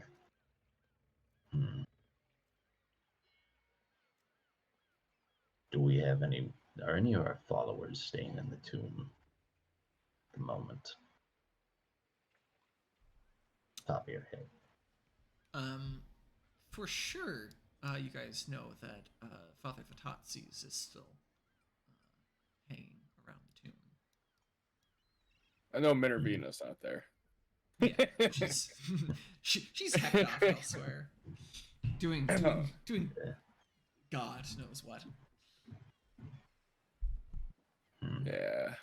Perhaps the captain should take a small sabbatical with Father Vitatzis till we've got this sorted out.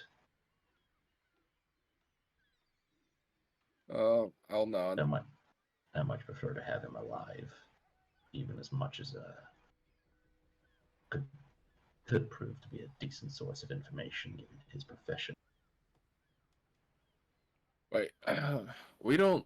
I don't think we necessarily want to reveal the location of our tomb.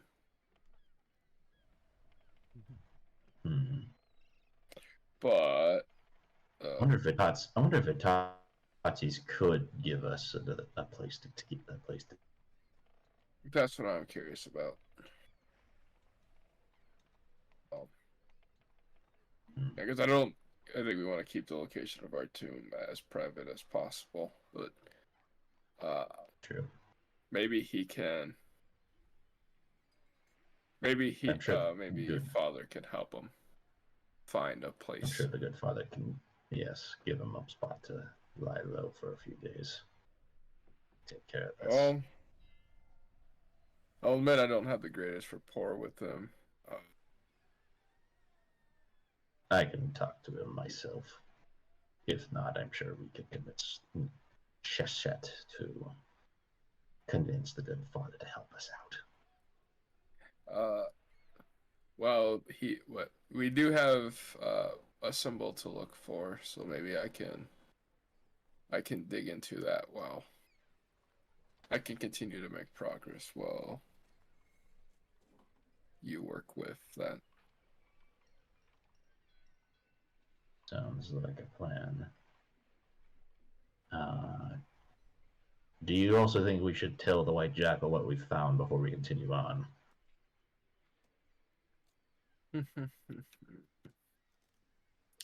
I would like Perhaps to he know might be able more to- about this. He might know something about this group. He did mention that symbol before. Perhaps he can give us further information on where to find them. Yeah. Well, I'll take a look at the symbol. I don't know. It might strike a chord with me. If it doesn't, Go for it. we can go see the White Jackal. Good idea. All right. So, next steps here. Sounds like we're going to head to the warehouse and do a bit of digging over there. Is that correct? Yeah. Yeah. All right. Well, let's check out the warehouse. But first, let's take just a bit of a break here. And when we come back, we'll see what secrets this warehouse has to share with us. So anyway, we will had to break for just a couple minutes here, and we will be right back. So sit tight, and see you guys in a couple minutes.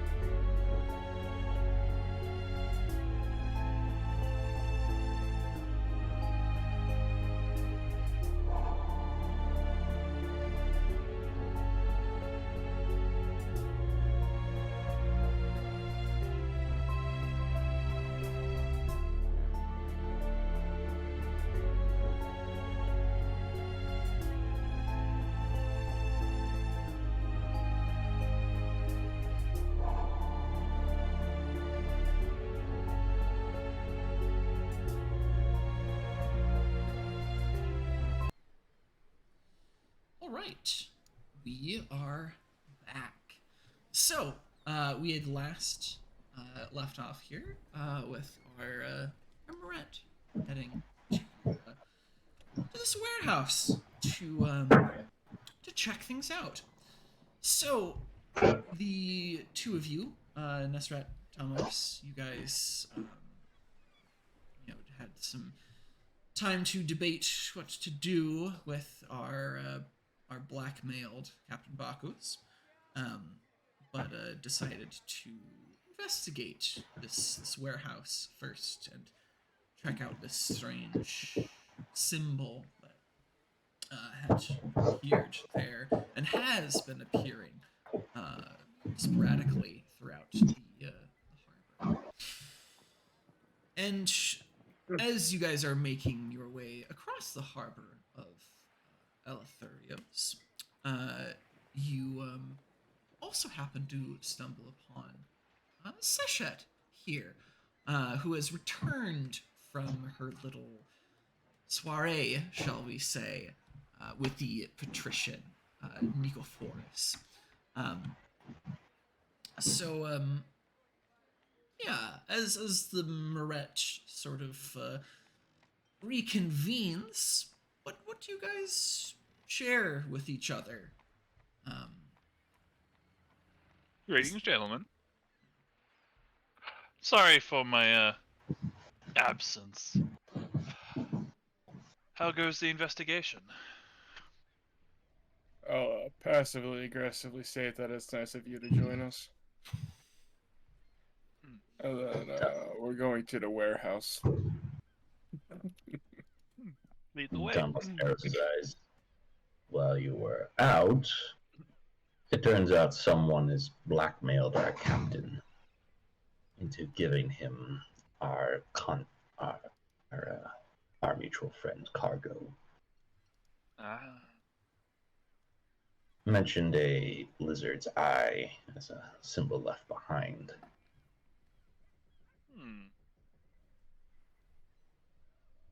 Let's go see this symbol. All right. With that, the Moret heads over to the warehouse here, and it's nothing too out of the ordinary. A kind of drab structure, as it were, and as the sailors had mentioned, there is but a single large entry and exit. These kind of big double doors, as it were. And you don't. How do I want to put this? You can see that there is another sailor who's or dockhand, shall we say, who's kind of flooding about the place, and it's as Bakos had implied. It's still mostly full of goods that have yet to be moved, sitting as they are in this temporary storage. Other amphorae, crates, different goods that have been stored here, and you see this dockhand kind of flitting about, presumably taking inventory, that sort of thing. And yeah, what do you guys do? Do you just kind of barge into the warehouse here and take a look about? Do you accost the dockhand as he's working, or do you kind of scope the place out a bit? What's going on? What's your angle here? I'm all for just bursting in. What about you guys? I'm good at looking like I belong where I am. You too? All right. If not, I'll sneak. So you guys decide to kind of walk in, act like you Own the place. Yeah. yeah, act like you own the place. So a lot of you walk in.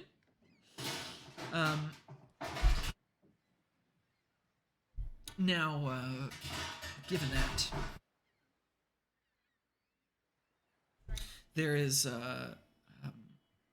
you see a little bit of a response from the dockhand as you kind of walk in. He kind of looks about, noticing you kind of with a bit of a quizzical look on his face as you guys just kind of wander into the warehouse, as it were. And he doesn't stop you per se, but you can definitely tell that he's kind of got half of his attention on the lot of you as you're just kind of like browsing through the goods, as it were. Though you get the impression he doesn't seriously expect you to just grab an entire cask of wine and make off with it. But nonetheless, you guys give me say an intelligence and investigation roll as you peruse the warehouse here, trying to see what you can find. Investigation. Here we go. Oof. Nope. 0 successes for Sachet. We have 2 successes for Nesret and a single success for Tomos. So, a lot of you kind of amble about, kind of looking about the place, trying to see what's going on, as it were. See what clues that you can find here. Now, Sasha, unfortunately, you don't come up with much of value. But Tomos, you do manage to spy the symbol that Bacchus had mentioned, this sort of seal he described with a lizard's eye or reptile's eye within it. Though it's perhaps a bit more concerning when you see it. It's not just any symbol or sigil, although it does most certainly have this stylized lizard's eye. But there is familiarity with this symbol, or should I say a seal around it. You recognize it as a cartouche, which perhaps might give you some pause. A cartouche being a sort of, shall we say, Egyptian symbol representing a scroll with rolled up ends, often bearing an inscription, and in this case the inscription being something akin to, shall we say, the eye of Horus, though the pupil with a reptilian slit, shall we say.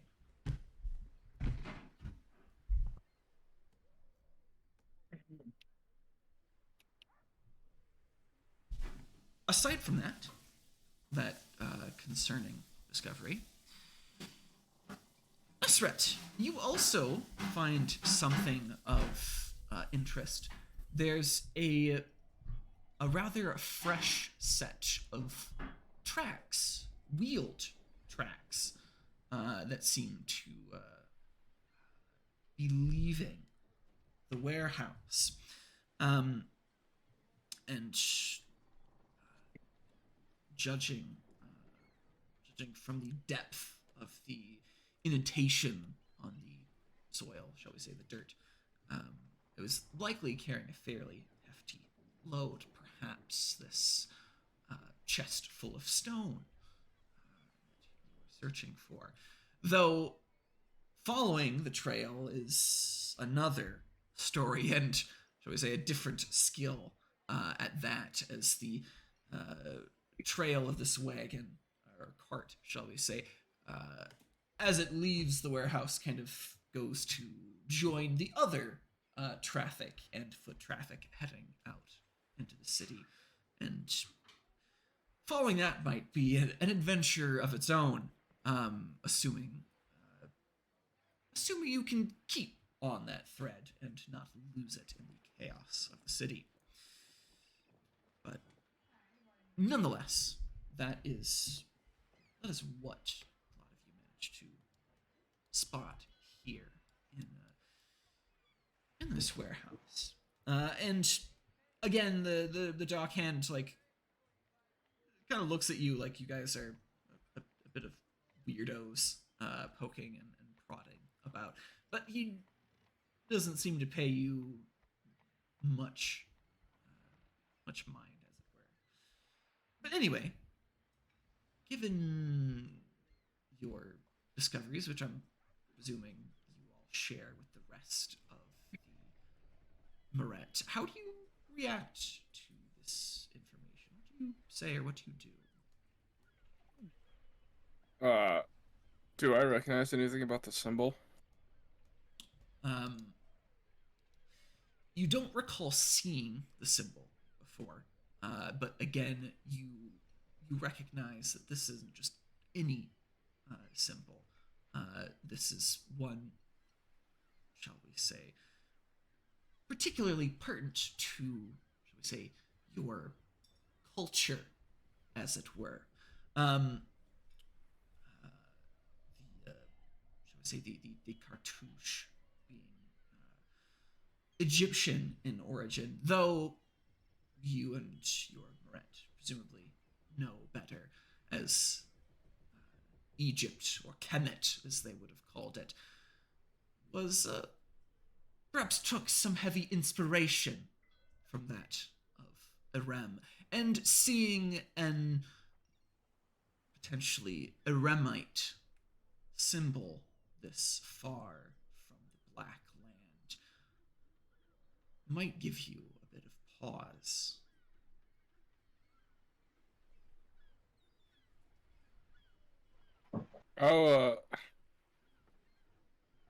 How fresh would I say the tracks are?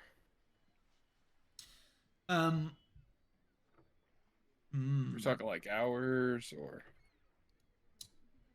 how many? You did get 2 successes on that. It's hard to say precisely how old these tracks are, but you'd wager perhaps within the last 24 hours, which roughly aligns with the time frame that you know. I'll ask the other two how they feel about tracking. It's not particularly skill. I have no particular skill with tracking carts through cities. But you two.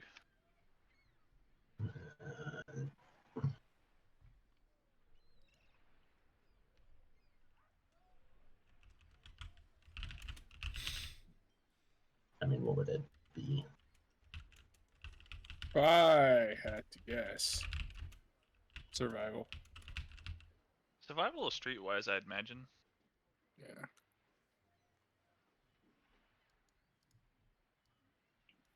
I do have a question about the utterance I picked up.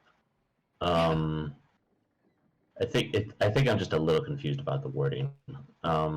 So for Shadow of Time,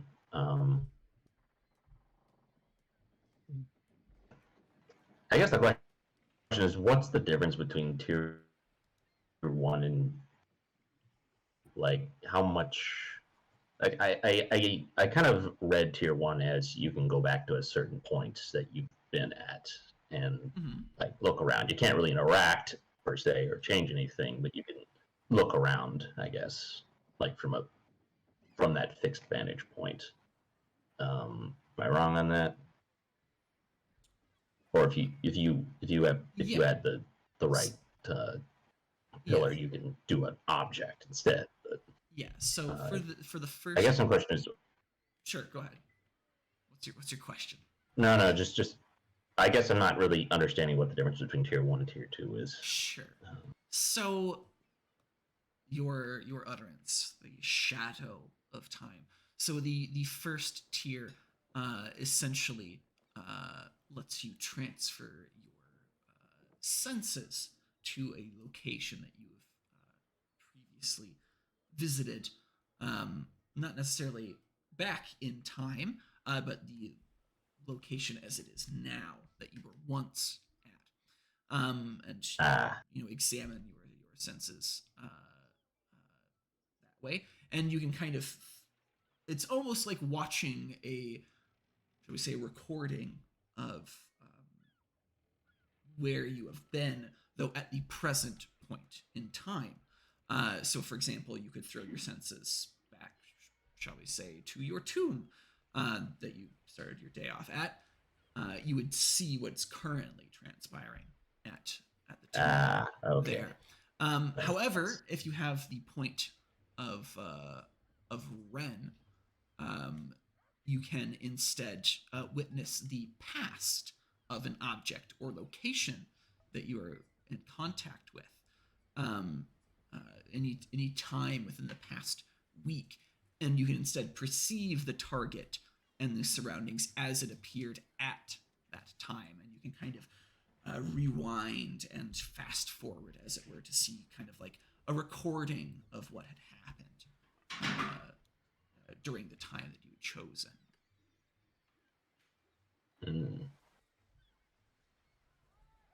Well then, maybe I want to do that with this warehouse and spend that Ren to a point to do that. All right. So, you call upon your utterance, the shadow of time, and you attune yourself to the warehouse here, and you throw your senses back to the previous night. And as you do, almost like throwing a video into rewind, you see all these images kind of fly past you, and you see the sun setting back down in the sky until you find yourself back where you want to be during the events of the previous night. And you watch the warehouse. And as Bacchus has suggested, or implied, shall we say, the two men, they were indeed standing guard outside the warehouse here. However, after some time passes, as they mentioned, two men arrive at the warehouse, and as described, they take an effort to conceal their faces, this kind of black veil kind of thrown over their heads. And they come bearing a cart, and they bring the cart over to the warehouse.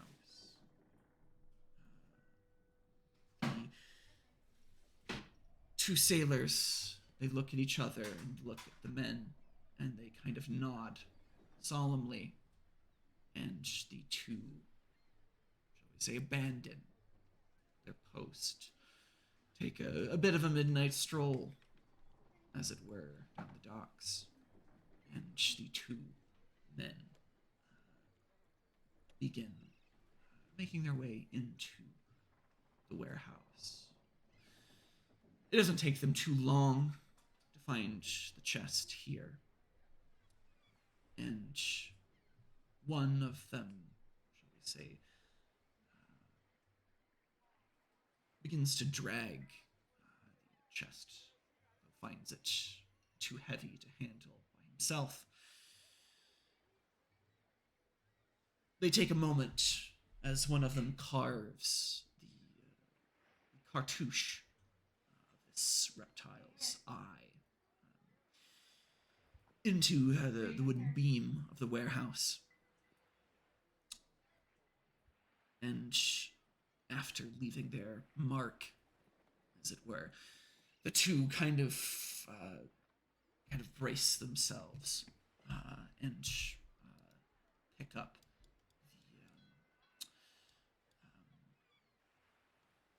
the chest, and you see them kind of struggle with it a bit. It appears to be quite heavy, and the two of them manage to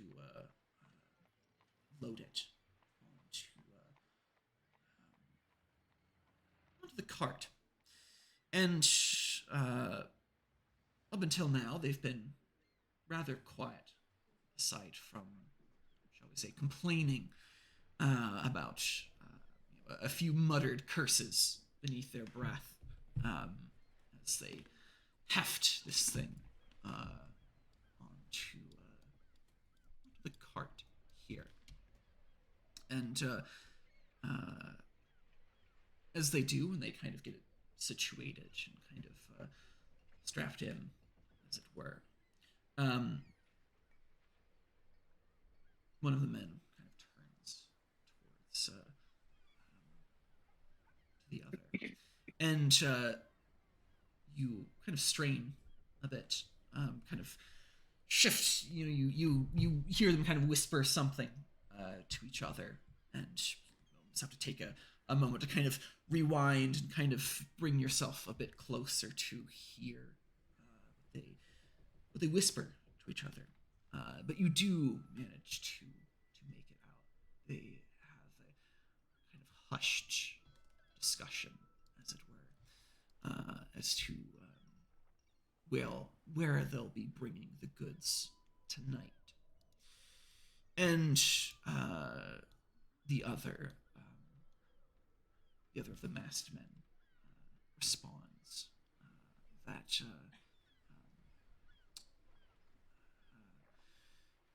she has asked us to bring it to St. Polyeuctus. And you see another muttered curse from the masked man here. And you hear him kind of grumble under his breath at makes kind of a, shall I say, an off comment about the distance that this needs to travel. And given the weight of the chest, neither of them seem too amused at this endeavor. But nonetheless, you watch your position, perspective still fixed upon the warehouse here, and you watch the two men cart the chest away into the night. And at some point, some 10, 15 minutes later, the sailors return. They kind of take up their post, and they act as if nothing had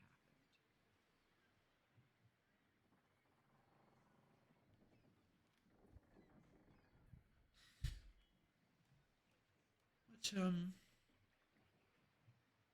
What do you do with that information. I'm presuming that you share this with the rest of the Yeah. Moret. What was the name again? Saint Polyeuctus. Cool, I found it. Well, is that like a famous building or something?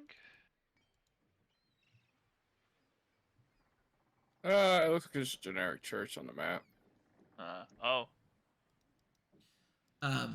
But suffice to say, there are, shall we say, many churches in Constantinople, though none of them. Doubt we have the map that we have right now in Yes. front of us. And yes, your characters, your Moret, don't have a handy map, shall we say, at your character's disposal. But and again, none of you are quite familiar with these locations, this particular location off the top of your head. After all, it's been 10 years. But you imagine others might know of this church and might be able to assist you in finding it. Though, given these men, these thieves, they're complaining. You wager it's probably a bit of a hike from the harbor here.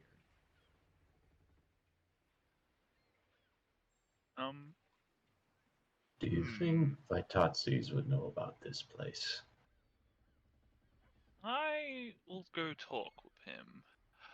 But while that is happening, I think I'll also make use of my library and see if I can find any information on this reptile symbol. What will you two be doing? Well, coincidentally, I was going to ask Vitalis for a favor. Our captain friend was essentially threatened by the fellows that took our query. I would prefer to have him stay alive. I was going to ask if Vitazis could put him someplace for a little while till we get this sorted out. And you, Nesret. I'm gonna see if I can find this church and scout it out. I'm a little stealthy. I wish the best of luck to both of you, and you're both admirable teammates in this merit. And with that compliment, Sachet is going to try to use her inspiring merit on the two of you. All right. I should have done this like sessions ago, but who doesn't like free conditions? I think -1 penalty for a crowd, or like 2 people, I think. What is the exact one? Inspiring. -1. Yes. Alright, so I roll my presence and expression. Which is 10 dice. You know. 3 successes. You guys both get an inspired condition. Yes, Sisette compliments the both of you. Her words fill you with a sense of determination. And potential for beats. Yes, that too. That's always good. So. Oh, go ahead. Yeah. Oh yeah, and with that, Sisette turns around and she's gonna go to the tomb. All right, so you are going to research the cartouche, correct? Mm-hmm. All right, and speak to the Father John Vitatis. See what he knows about this church, if anything. Yeah. And remind me again for Nesret and Amos, what was your guys' next step? find the church and then probably scout it out.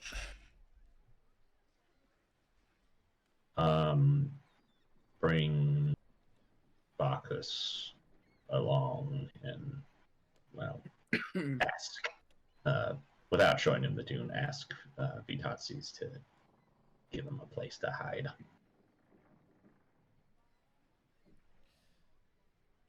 Okay. So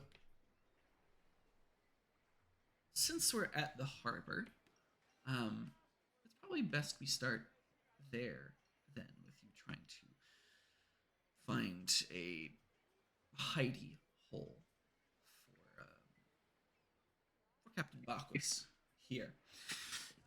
Did you want to try and you said you wanted to bring Bacchus to the doctor's home and have Vitalius try and hide him away somewhere, or what exactly? No. I wanted to ask the Father Vitatsis Vitatsis. for a place to hide. If Vitalius was up and at him, I'd ask him to do it, but he's still recovering, and I really don't want to risk him more. So you want to ask Father Vitatsis essentially to find sanctuary for Bacchus here.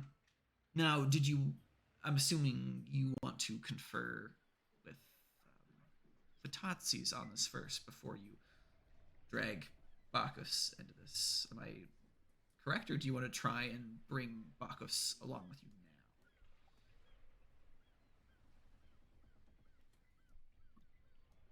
now? Well, I'll tell Bacchus to keep his head down, and I might send a mutual friend to come collect him later. Okay. So then I'll go back. Very well. So you take a moment before you leave the harbor of Eleutherios. You speak with Bacchus and mention that you will try and make arrangements, for his safety, and that you may be sending someone to assist him with that. And Bacchus thanks you, but it's perhaps a bit, I don't say despondent, but you can tell he doesn't have, shall we say, the greatest hopes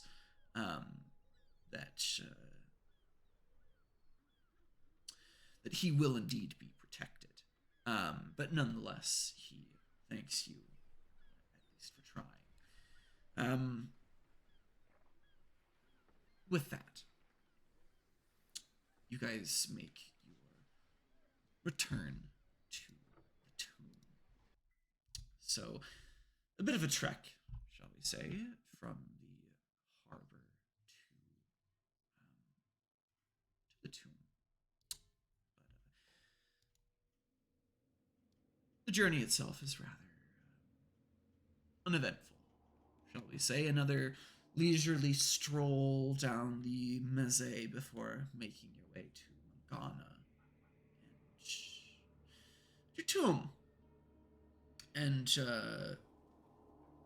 again, you spy Father Vitatsis, who's, I guess, taken a liking to Mao, the cat. And the cat seems to be kind of nestled up to the good priest as he reads the good book, as it were. And as he hears your approach from the three of you, he kind of closes the tome and turns to look at the lot of you. And his expression kind of quickly improves as he spots Sachet, and kind of setting the book down. He says, Sachet, it's so good to see you again. how how has your endeavors gone today? I hope they've been fruitful. Well, it is good to see you too, Father John Patatzes. Father John. Yeah, I wouldn't say his full name, would I? You're good enough, pals. You can call him Father John. Yeah. Yeah, Father John. Um, yes, I ran into one of my old followers earlier today. They might be making a visit. Ah, well, I suppose it's always good to have more friends. Yes, and maybe we can have a look at fixing up this old manor. It's definitely has seen better days. Indeed, I've done a bit of tidying, but I'm afraid it's perhaps a bit beyond my means. And he kind of glares at the assorted rubble and debris. Yeah, yeah. I just was like, I just simply thank you, and I beam him a smile, and yeah, maybe I'll give him an inspired condition as well. When I just like inspire him with my smile. There we go. Everyone gets inspired. Why not? It's free for me. There you go. Be inspired, you old bag. Meat. Yes. John, my endeavors have led me to try to find a church called Saint Polyeuctus? uh, I don't. Is that the? Well, that's what it was, right? yes, Polyeuctus. Polyeuctus. Yeah, okay. I don't suppose you've heard of it. Apparently, it's in the city.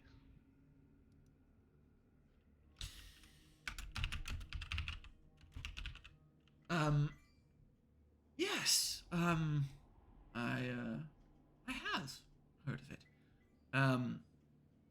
It's a bit of a trek from here, I'm afraid. Oh. But what's drawn you to the old church?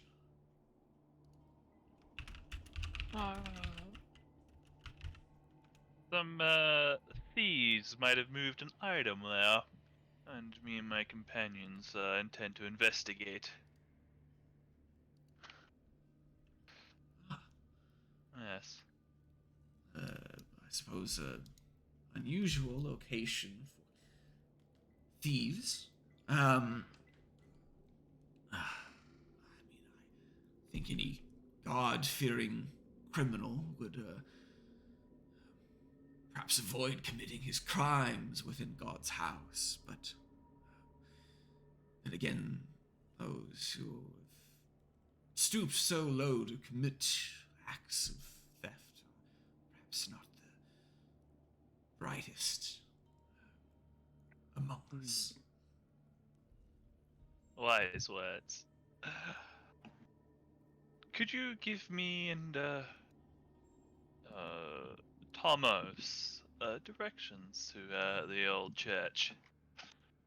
Ah, yes. We'd like to I investigate it. suppose I can.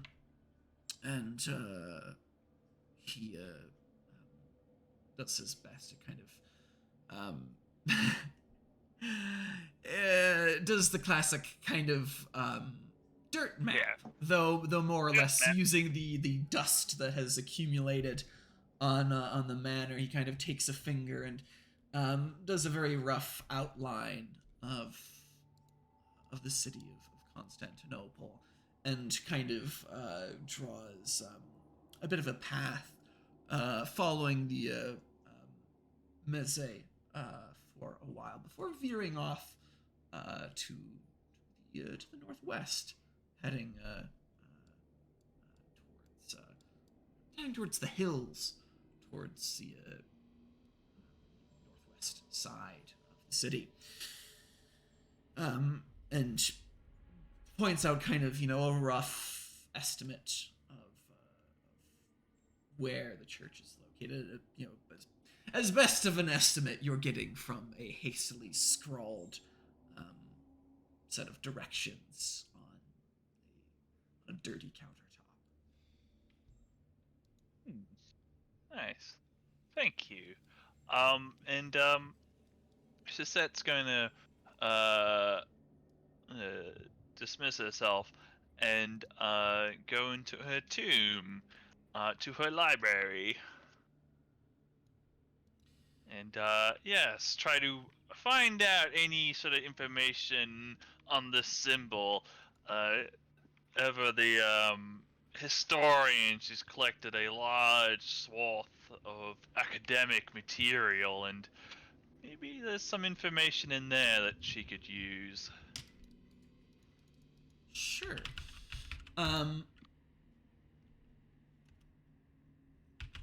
Yeah, why don't you go ahead and give me, in this case,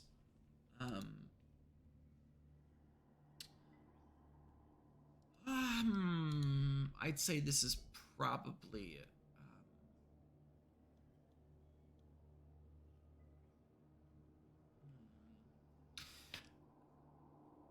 I'd be inclined to say, I could see either occult or academics. Okay. I think. If it was a cult, my library would be very much useless. Yeah. I mean, they'll give you perhaps different, slightly different interpretations. Okay. Would this be an extended action or just a single roll? It's pretty straightforward. We'll say it's just a straight roll. Okay. Coolio. 8, 11. Alright. 5 successes. Wow. Yeah, an exceptional success. So, you don't have any trouble tracking the origins of this symbol. It is, as mentioned before, a cartouche, a recurring element, shall we say, in various, shall we say, Egyptian, or in your case, Remite inscriptions. It typically is an oval with a line at one end tangent to it. They're often associated with pharaohs, shall we say. But more generally, they can be, shall we say, intended to be almost like an amulet or a ward of sorts, kind of symbolizing good luck and protection from evil. Now, the symbol within the cartouche is reminiscent of the Eye of Horus, though strangely it's kind of split again by that serpentine slit pupil, as it were. Now the symbol, the Eye of Horus, or the Watchet, typically represents sort of well-being, healing, and protection. Though you're not really familiar of it ever being associated with a reptilian aspect. That's not anything, shall we say, traditional. It seems to be more of a, shall we say, personalized touch. However, the best, shall we say, interpretation that you might have, given your exceptional success, kind of racking your brain and your texts, the closest thing that you might find in the bastardized faith of Arem is the Egyptians practiced it. There is a particular, shall we say, serpentine element within the faith, though it's not perhaps associated with the other aspects of the cartouche, protection, healing, and well-being. The serpentine aspect might hearken towards the deity known as Apep, or Apophis, a snake-like deity that embodied chaos, an opponent of light and Ma'at, a deity that would be depicted traditionally as a gigantic serpent.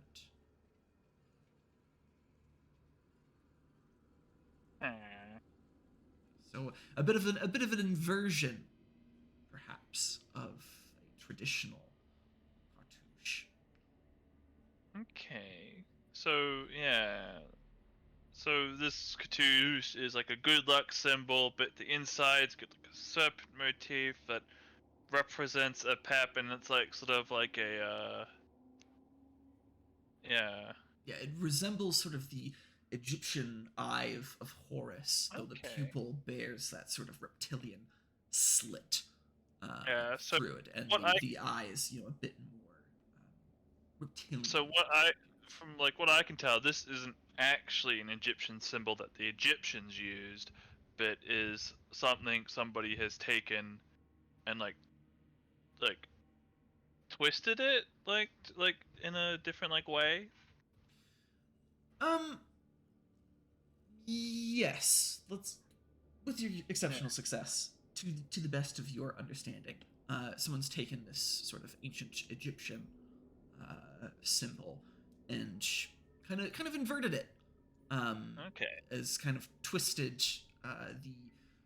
the original intent or traditional depiction with this strangely serpentine aspect that is very much not traditional. This strange personalized touch, shall we say?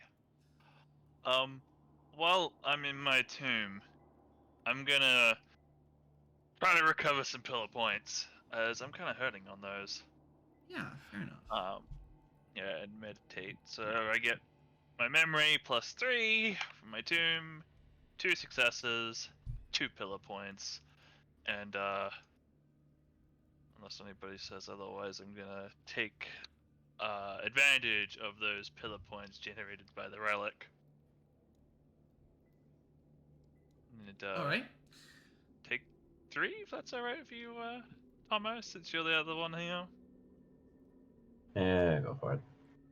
2, 3. Ah, there we go. So Delicious pillar points. yes, you meditate, you pull from the life web of your tomb. And your meditation isn't exactly as pleasant, shall we say, as you would hope. You pull from the energies of your tomb, and your peaceful trance is, I don't necessarily say interrupted, but you are distracted during your meditation. At the edge of your perception, you hear voices, a kind of chaotic cacophony of individuals, and it's almost incoherent. But as you kind of strain your ears to adjust, to try and listen, it sounds to you like they're wailing, moaning, pain, suffering voices at the edge of And We gotta fix that. and one of the voices this time manages to pierce above the others. Quite simply, with a question that almost seems directed at you. A piercing cry of why? Why? And the voices go silent.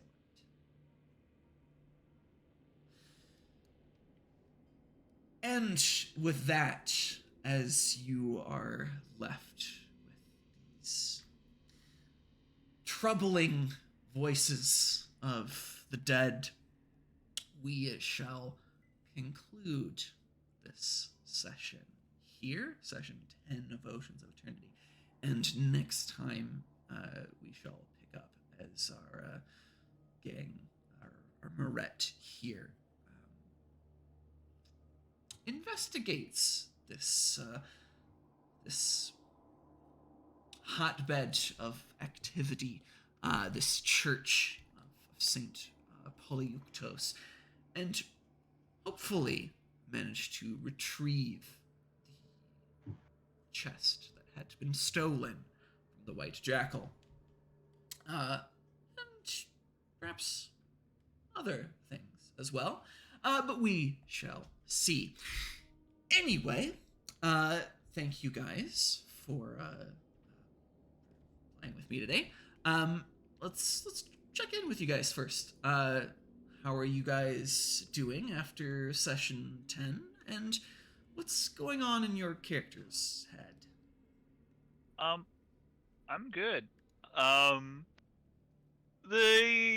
The money man was more hesitant than Suzette was expecting. Most people tend to like when she puts on like the effort with presents, tend to just do what she like wants about telling them. And he seems very stubborn to do that. She doesn't know if she like dislikes him for it or admires him for his tenacity. Yeah. She reckons she might have a position in her cult more than just a sycophant, maybe. Interesting. All right.